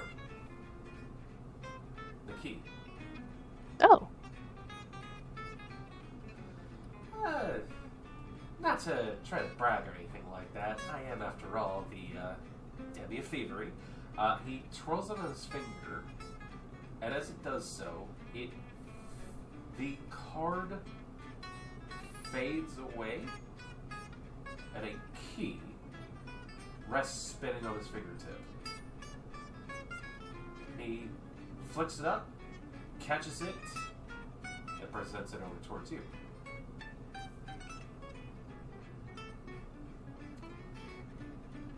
The key seems to be made of solid gold.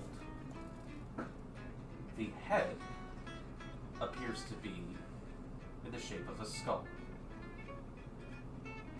And the teeth don't quite stay in a solid manner.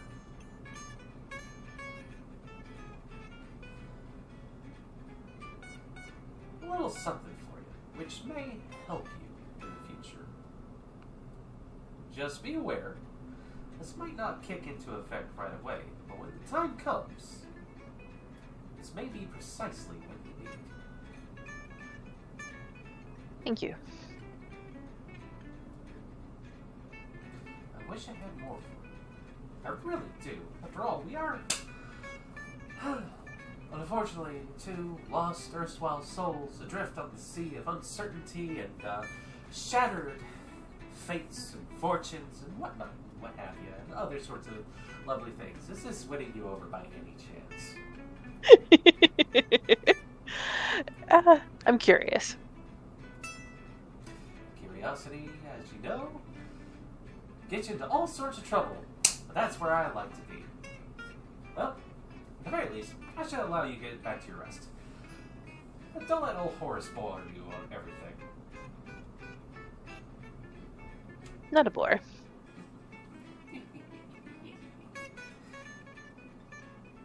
You know, maybe things will work out just fine. I genuinely hope you find what you're looking for. Maybe I'll stop in every once in a while and check on the rest of the folks. You might want to. I'm curious. Well, again. Oh, and if you happen to run into any of the others, don't talk about me. The less they know, the better. As he giggles to himself, you see the old bartender, Horace, come back around the table. Alright, sure, I managed to get your drink. Who the fuck is this guy? What are you doing behind the bar? Get out of here! As he says this, there is a... the man known as Slippery John disappears into smoke and color. And your dreams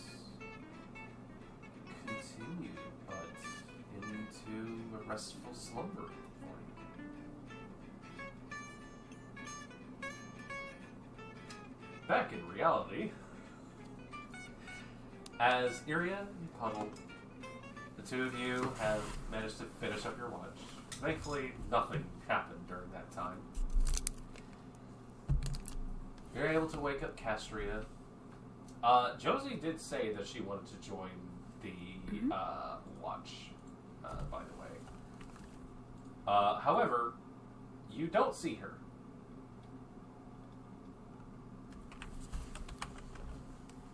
I'm sure she's around somewhere. I will go find her. Although the first thing I do, because I look around and I notice somebody's not sleeping with the rest of the group. Yeah. So the first thing she's going to do is she's going to take a blanket and a pillow from the packs and just gently go back. Kind of drag her a little bit further away from the water just to make sure if there's a rising or lowering tide, she's not going to get a rude awakening. Take the pillow, take it gently behind her head, turn it so if she, has to be sick in her sleep, that she doesn't choke. And then just tuck and tuck so she's nice, safe, and warm and doesn't get sick. And she just pets her on her shoulder. Sleep well, little princess. And then she'll go looking for Josie. Josie! Josie, are you here? She'll check by Epayet. She'll go up.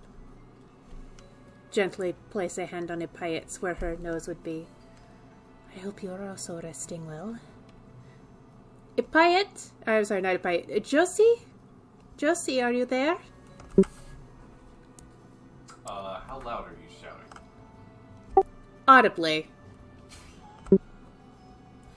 Everyone else, if you want to roll fortitude to see if you stay asleep. Well, that level of I'm walking around trying to get her attention. I'm not yelling. I'm. Go ahead and roll perception for me if you don't mind.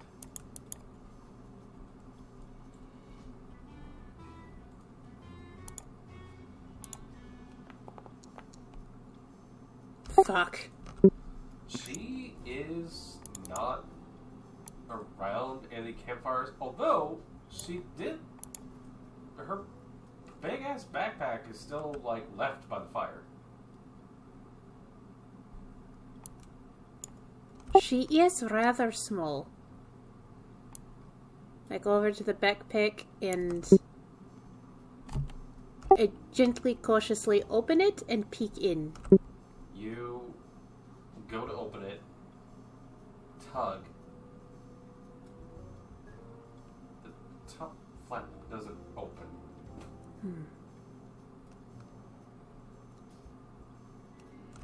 Josie? Josie, are you in the bag?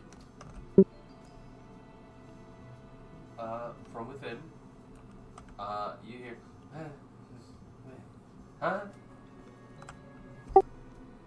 Are you comfortable in there? Do you have enough air? Oh, did I? Hold on. The voice sounds weirdly distant. Josie. Over some time, the flap lifts up. You see the hand just push it open, and her head visibly pokes out. She looks at you. What? Oh. Did you want to join in on the watch? Yeah, sorry. Hold on, let me get out of here. And she fully, like, grabs onto the sides and whoop, pulls herself out of it. Is it comfortable in there? To sleep? Yeah, it is. Well, it's mostly knee size, but, she looks at you and gestures towards the opening of the bag. I will stick my head in. Inside is a little bit of more spacious than you imagined. Just what looks to be a small, cozy, little, like, sort of hutch space. There is what looks to be like a little reading nook, a big old, like, comfy looking, like, beanbag sort of chair situation, a little table by the side, lamp in there, everything else along those lines. She takes her head out. She looks around the bag. She looks around the other side of the bag. She sticks her head back in. I love getting this reaction from people seeing this for the first time. It's bigger on the inside. Yeah, it's bigger on the inside. It also has windows so I can see what's going on outside. That is ingenious. Are you a wizard? No, maybe. A magic person? By definition, wizard does spells and books and other sorts of stuff. I make magic stuff from time to time. I can't do it right now because I don't have my tools and stuff. We will definitely get those back for you. Yeah, and then, like, if you guys want me to make stuff for you, just let me know what. Absolutely. Yeah, sorry. Well, this is it's fascinating. yeah, it's a little bit of, like, my own climate control. Plus, I can just deal with being in a cozy space in there. Of course. I only wish I could join you. The little book nook looks very cozy indeed. Yeah, I could. If somebody were, limber enough, I could probably fit another person or two in there. But it's mostly a case I'm out camping and stuff. No one sneaks up and Yes, I can understand that feeling of not wanting to. Would you like to join me for a watch? Yeah. If you would rather get some more sleep, I understand. No, it's fine. But I gotta take a look at some of the stuff anyways because I said I would. I don't. oh yes, I was also to identify this, and also. Sure. She joins you for a watch. What would you like to try to take a look at? I was given the ore pole. The pole. And I will go to identify that, but of course, I'm probably going to do it differently than the artificer. I have my cards, I put them out in like a little order, and I touch them, and touch the ore, touch the ore, until it goes into like a movement pattern. Of course, Ouroboros is on my hand, very interested. And I will cast my Identify.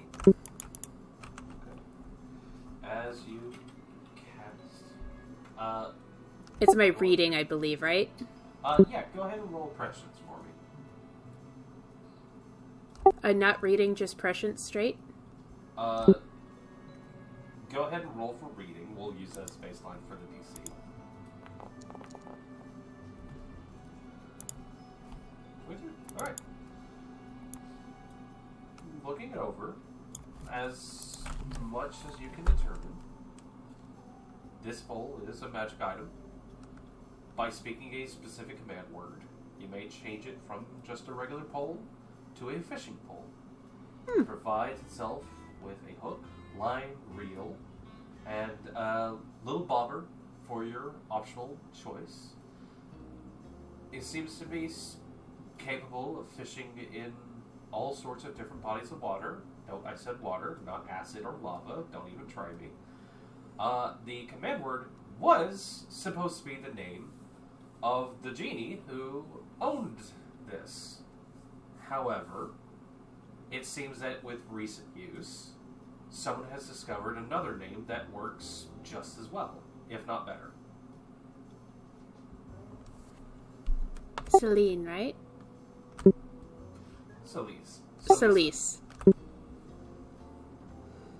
Well, I don't think I found anything new, but I will let Puddle know that it is a pole that has the ability to become a fishing pole. Cool. Yeah, it looked like it was magic, and it was just kind of out by itself, and I don't know, I just assumed it was going to be something nice. It also seems there is a hint of sentience to it. Like Lola's...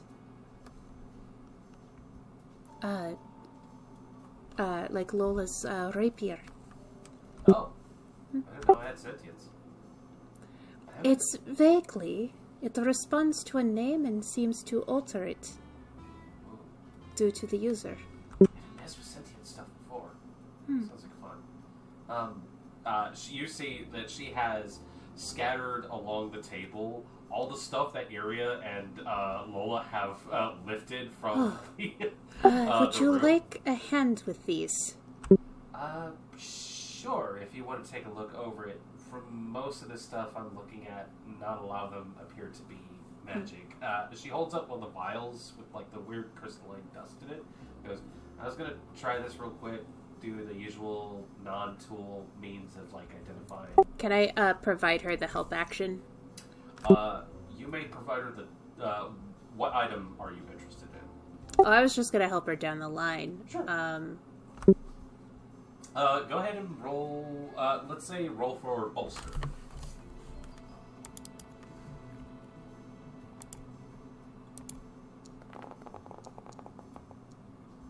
Oof.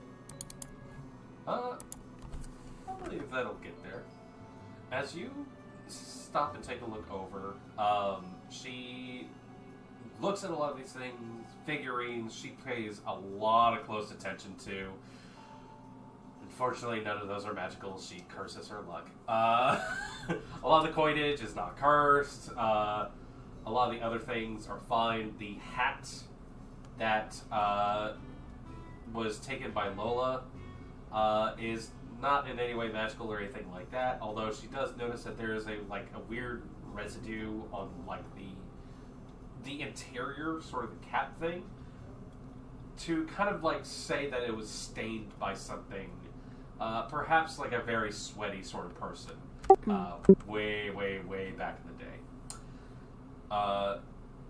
That being said, however, I actually do have to roll for her to see if she can figure some stuff out. You're able to determine that pretty much of the items that she's been handed to take a look at,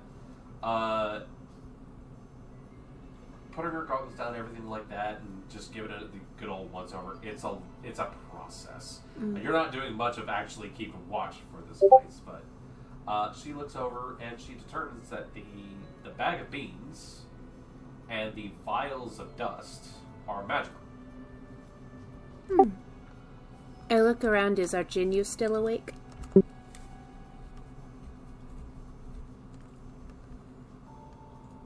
I see him there, but is he actually awake, or? That's a great question. Just a second.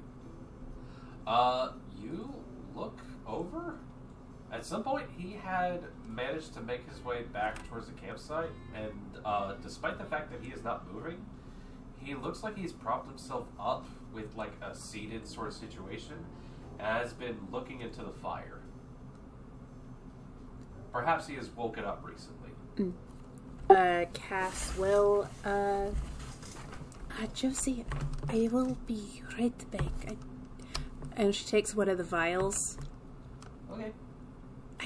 I have a feeling about this in particular. I don't know if the beans will be helpful, but perhaps this might. And she'll kind of join Arginio by the fire and just kind of gently sit next to him. As you're leaving, you see her go like, okay, we're just going to do a test. Is this edible? As you take a couple steps here. Don't eat it! It's not, I was doing a pinky test. As you step away, please roll perception for me, if you don't mind.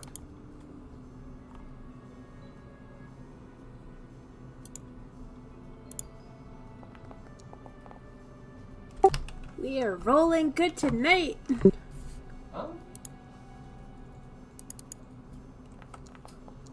It's actually not that hard to notice. It's on your body. As you hold the vial, you start heading over towards Virginia. Oro curls around the vial. Do you like this vial, little one? Looks up at you. Continues to curl around it.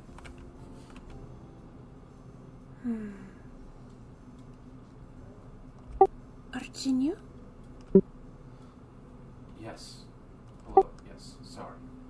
I'm so sorry if you're sleeping. It looked like you'd woken up. I was resting. But what can I do for you? It's more along the lines of what I might be able to do for you. This was found amongst the items we are identifying for certain party members, but there were a few vials of this. And I try to urge Ouroboros off of the vial so I can hand it over. Really does not want to let go. What are you telling me, Ouroboros? I just want to show it to my friend. Looks up towards you. No words shared. Gina looks up and goes, well, there's a powder or something along those lines. Most cases, in my experience, you sprinkle that across something or someone or some creature. Is my guess. Alright. Do you think it could be useful in the ritual? That is neither salt nor any of the other ingredients I asked for. Don't know. Might have to be tested first. You seem keen to test it, little noodle. Looks up at you. Me?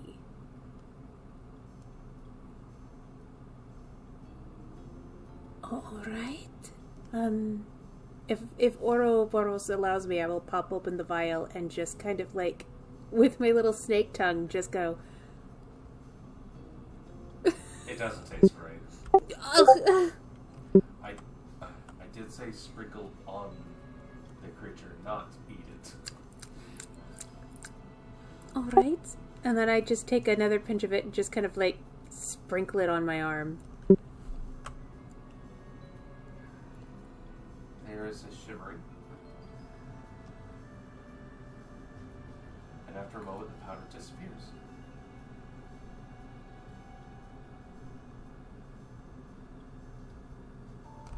I am missing something.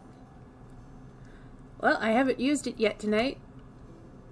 And I wanted to talk to my god. Divine insight. Okay. On what the hell is happening. You should dump the rest of it on yourself.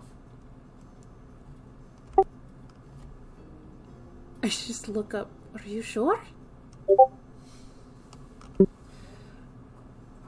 That is the you receive a vision of yourself. Shaky on yourself. Take the vial, I put it over my head, and I dump it. Little pile that quickly. I just dust it everywhere. I'm not sure if you're going to need to bathe it off or anything. Do you feel any different? Do I feel any different? No. I look at the orderboard. Is this a prank? Is this what they call pranks? See its head just kind of drift side to side.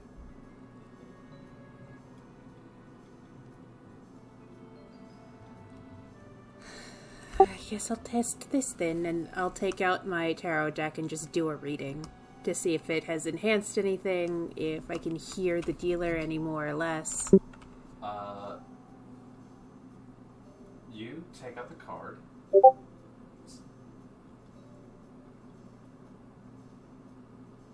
The card you pull is the Dreamer.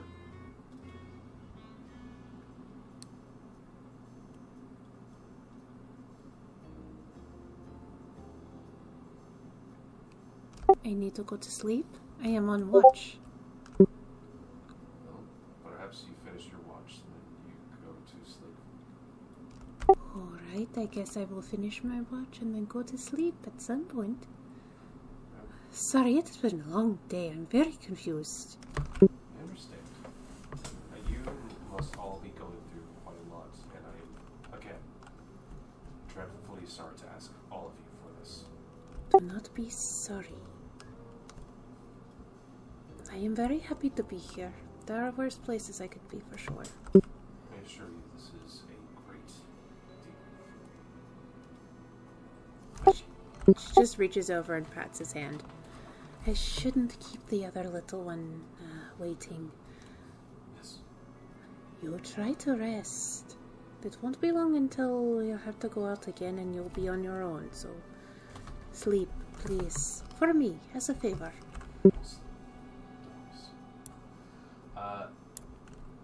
You turn, head your way back. Josie's in the process of writing some stuff down. She looks up towards you. Find out anything? I think I need to, as you can see, it is dusted all over her. I think I have to go to sleep and see if it takes any effect. Oh, okay. Well, if you want to get started on that, I can keep watch. And then I'll wake up. Who was next? I forget.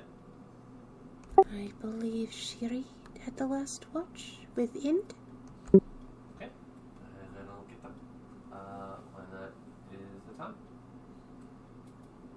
Okay. Unless you want to stay up with me. I mean, I was enjoying the company. I was too. We're new friends. At least I wanted to think we're friends. We're friends. I have a talent for seeing these things. I foresee we will be very good friends.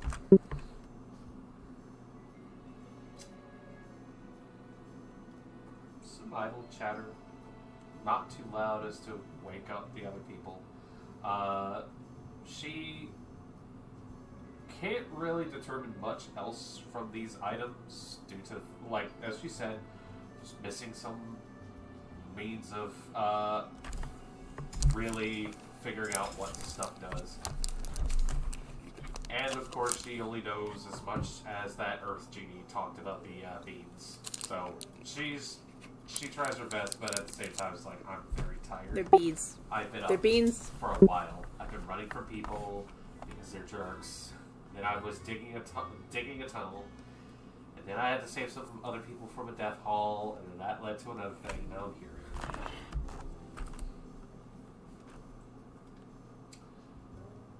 Your watch goes by relatively easy, unless you have any dire things you need to do.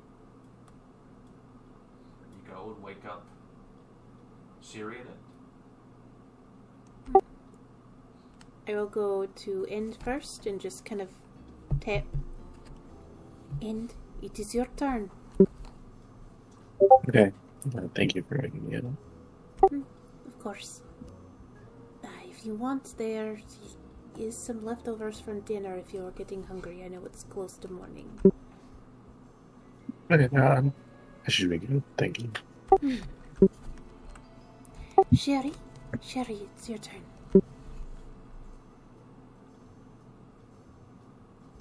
Oh, sorry, it looks like I'm waking up from a rather good dream. That's okay. Thank you. Can't live in dreams. But we wish we could. Go to rub sleep from your eyes. You notice your hand is clasped onto something. The key.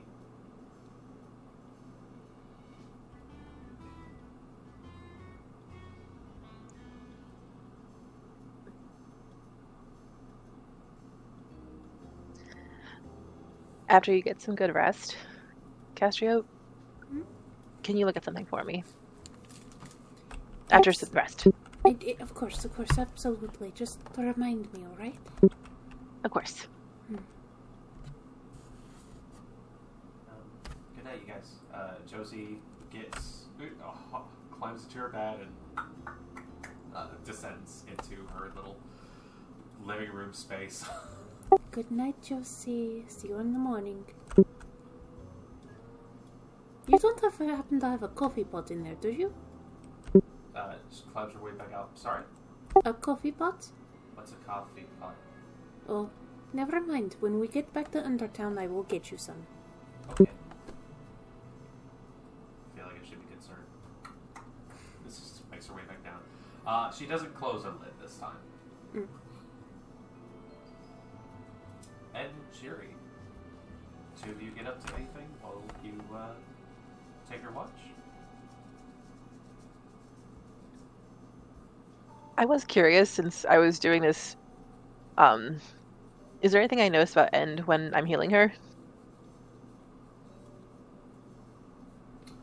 End.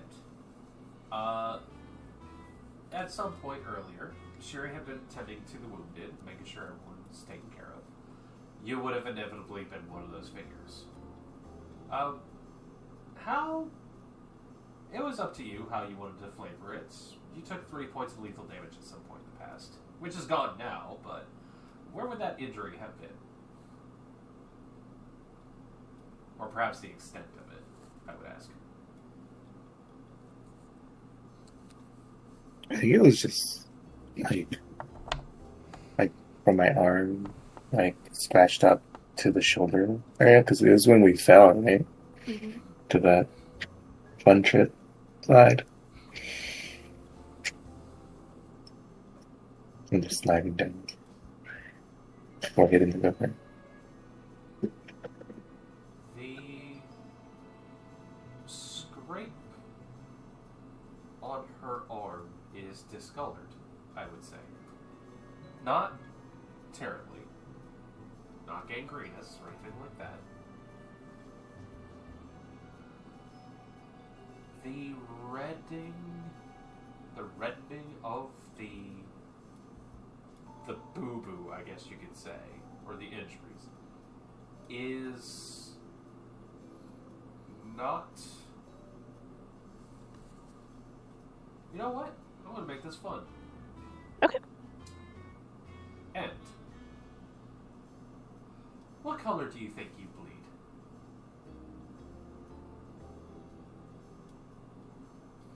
What was it? What did we talk about? Lightish red. Red that does not match the standard human red, but like a lighter, slightly more like vivid, almost neon red, I would say. Does it have the same consistency as normal blood, or is it slightly different? I would say it's close to it. Okay. But it does not coagulate exactly the same way.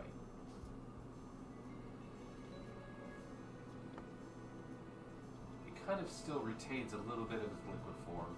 And as you go to help, you notice that it's is doing its best to... It has done its best to close a wound, but there is like an active process that is taking place.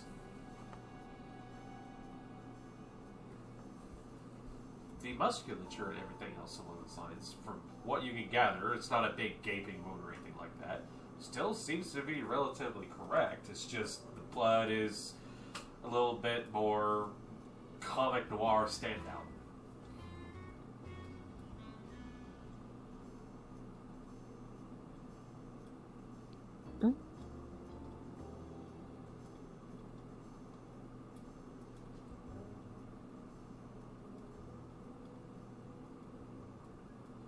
As End and Cheery are on watch,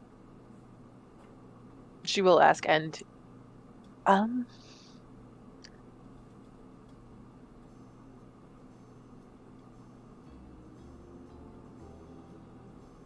for future reference,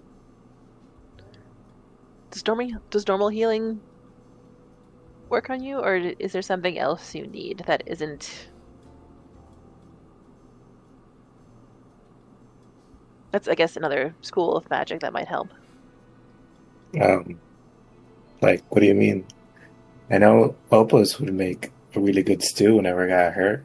That would tend to help me. Opal? Opus. Brookhead? He's a chef. Like at the shelter.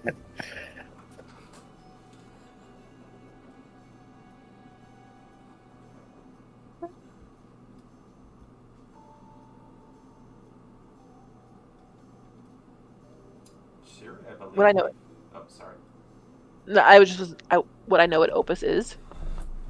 Well, have you needed to visit any aid up for food recently? Or do you I think would you've been imagine able to purchase food? Well, I have sustenance too, so I can eat random things. Right. So, that orb in your pack is still looking maybe a little tasty. Probably, I don't know. That was weird. Shiny. I don't think you know who this Opus person is, for one thing. I don't think you've run across them. But, from what it sounds like, End mentions that there is this person named Opus who, whatever she's feeling a little less than 100%, makes up a really good soup. You know, also, I believe you have healed End in the past. Seems to work fine. I guess my curiosity was more so because if I noticed something different healing Lola versus End, I wasn't sure, like, versus normal human? They both seem to be different in their own strange ways. I guess my concern is making sure I can be a proper healer and help them if there's some special thing that they do need. Currently at the moment. And do you think there's anything that if something were to go catastrophically wrong you might need? No, gastric food was pretty good. So far, Shiri, everything seems fine. Okay. Just thought I'd double check. Although, I would say that you do notice enough about these two individuals that they are not cut from the same cloth. And perhaps if something incredibly debilitating or untoward were to happen to either of these, you may need to figure out something in order to help them. Your usual medical knowledge might fail in some way, but you are still very well learned and stuff. So, who's to say? Context clues and experimentation. Yeah. It is along the lines of, you know what you know, but what the hell are these two made out of? Charmisma and Chutzpah, I would say. But you're able to put together and make sure she's no longer suffering from these injuries. turns out N's elbow may have been a little dislocated. You're able to painlessly put that back. As the two of you, in this quiet, make this connection, a word happens to both of you. Not as if you feel this or anything else along those lines. A word happens. Gratitude.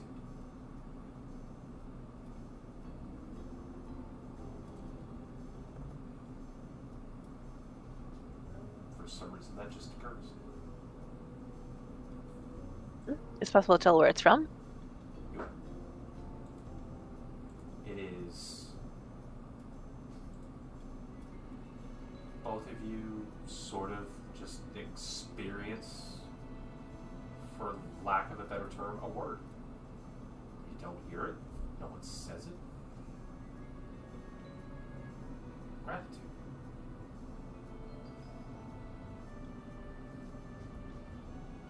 Just for my own brain's sake, like the literal word or like the feeling of gratitude? Like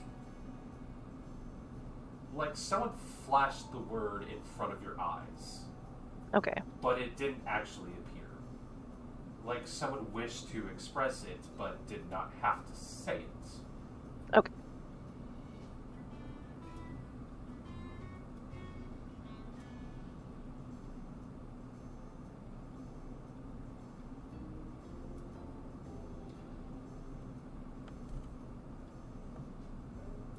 For the most part, the night is quiet.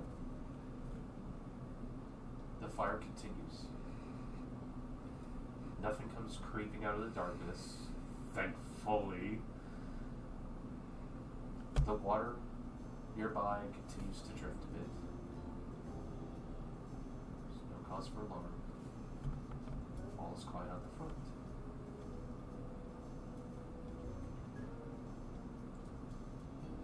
Castria.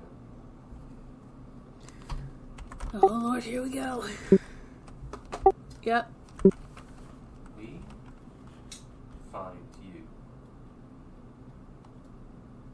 not in darkness, but in a mist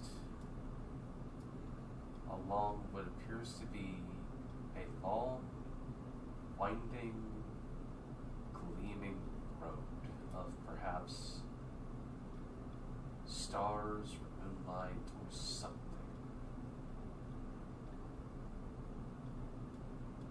As you look about,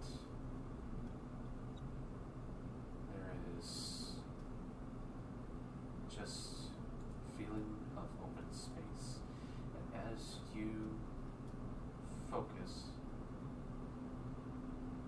small sparks appear, clouded images of faces, of places, none of things.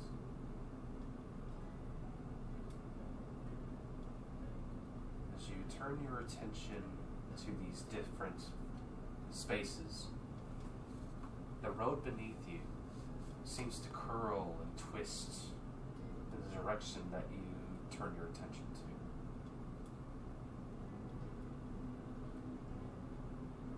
You hear voices. Familiar ones. As a matter of fact, you could not count an unfamiliar voice or face amongst any of them.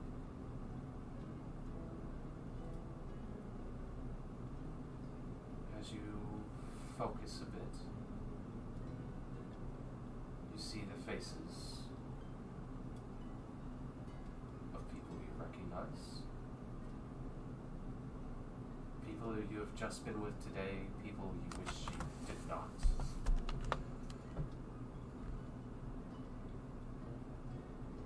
They are each within their own spaces here and there. And I will ask you, Castria, as this road curls with your attention, who in particular comes to mind in this space? Oh no, this is probably a bad idea. There are dozens, potentially hundreds of choices.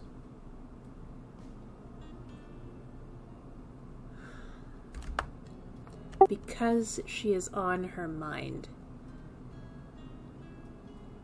Because of the questions that were asked earlier. She can't help it. What child doesn't miss their mother? The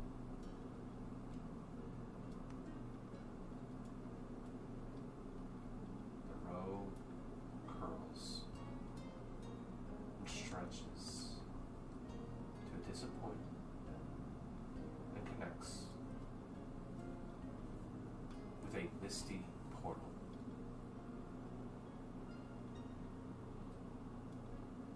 Through it, you see a woman marked with age, but with glorious beauty.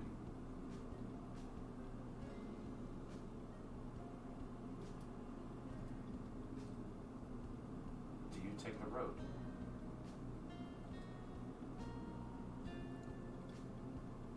Or do you turn away?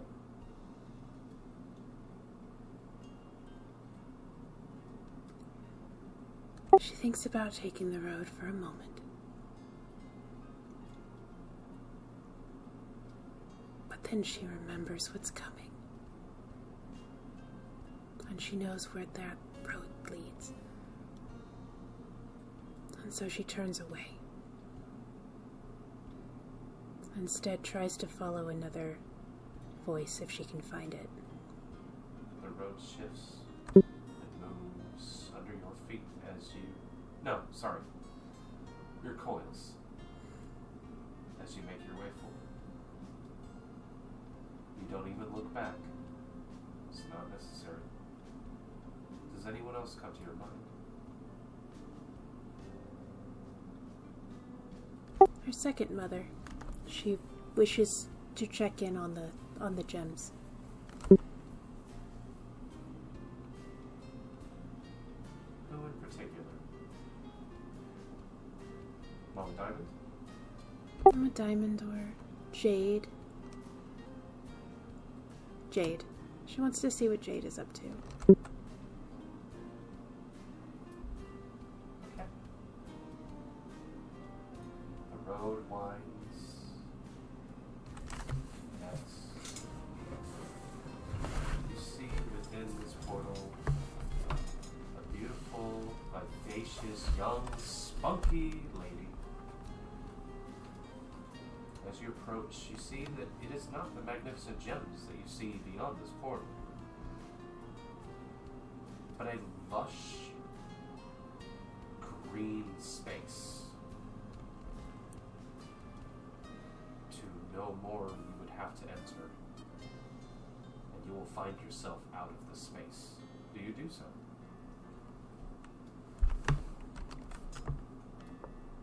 You enter in.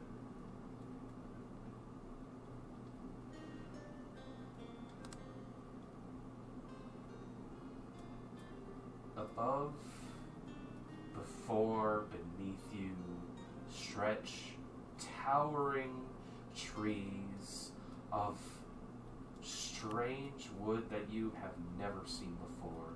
A place filled with veritable life and nature and an energy that you have maybe only ever dreamed about before, and beyond that itself.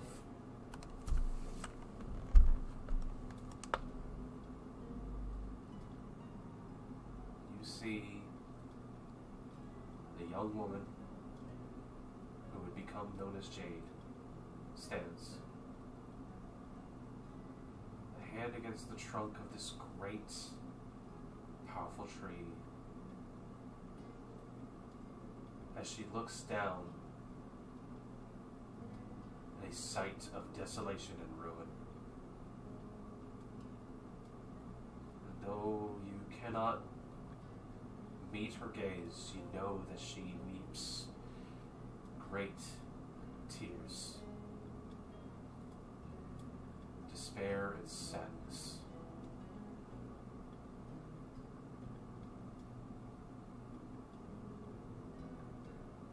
What do you do?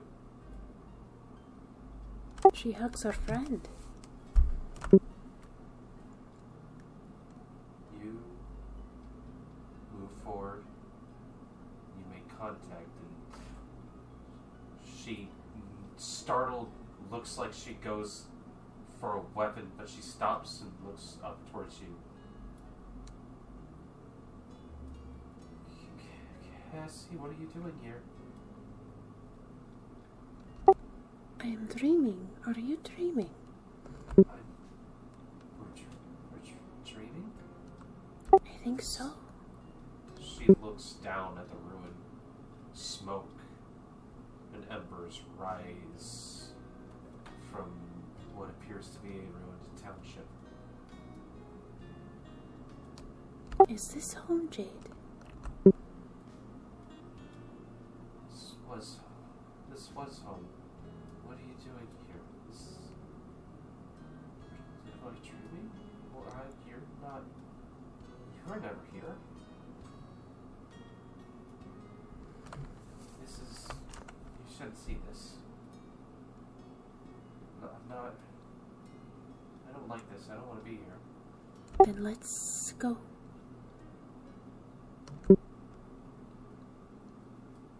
Something occurs to you when you say, let's go. Where do you go? Home. Let's go. You turn along the branch, and there is a massive curtain that draws back, and within you see perhaps grander than what it actually is. The magnificent gem stretches out before you like a veritable stadium of different stages and theaters and grand catwalks and lights and music and colors galore. And you realize that this is perhaps how Jade sees this.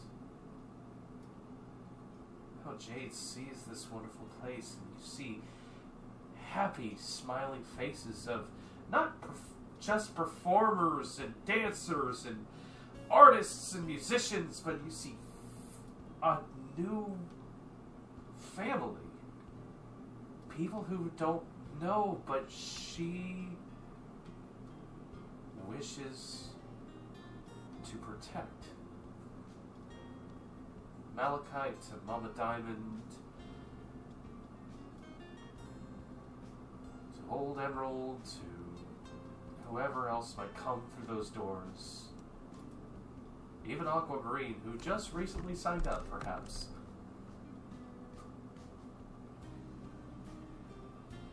As you see, as you are able to part back this curtain, this is of your making, as you realize. The details are so vivid because both of you know these faces. Mama Diamond smiles and gestures for the two of you to join in. You turn back and you see beyond the curtain as the jungle fades away. Jade looks at you with a haunted look, ash and soot on her face, sword gripped tightly in her hand.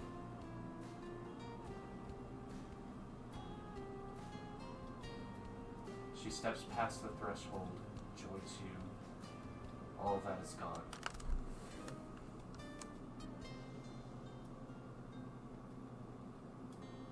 You know I love you, right? Yes, I do. And I love you too. Didn't need to see that. I'm glad I'm here now. I'll be home soon. Okay. Maybe another day.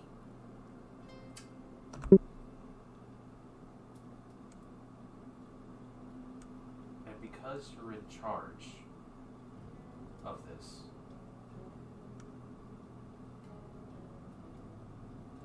you notice something about Jade that you've never noticed before.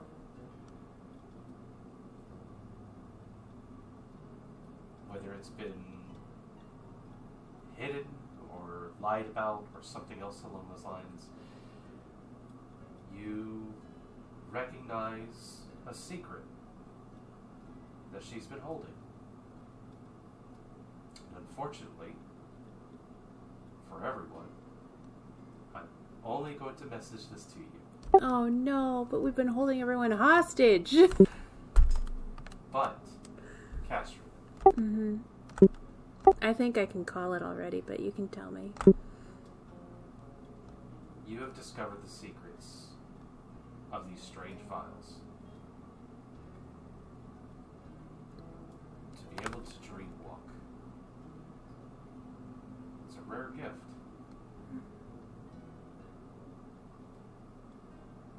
As she hugs out to you, you hear, "Don't tell anyone." Never.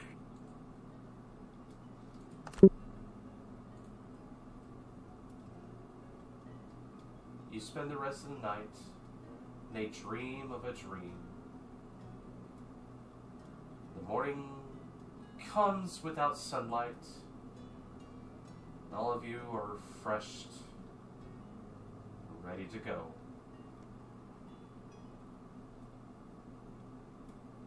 So Virginia looks towards all of you and goes, "All right, well, so what is the plan for today, might I ask?"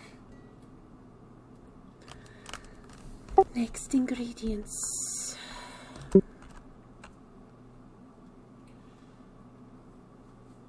Believe we have some thieves to hunt. Mm.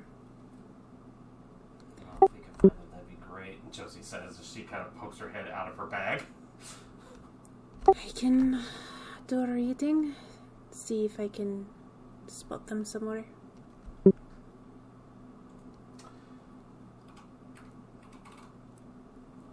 It is getting super fucking As late, you though. all begin to gather yourselves together, perhaps have a quick breakfast. Lola wakes without a hangover. And Siri and the two of you have that strange visions to puzzle over. But it's a new day. Adventure awaits ahead. A quest needs to be completed. And we will pick up here next time. Between this session and next session, I'd like to ask you guys, this doesn't need to be in the recording, what action plan do you guys want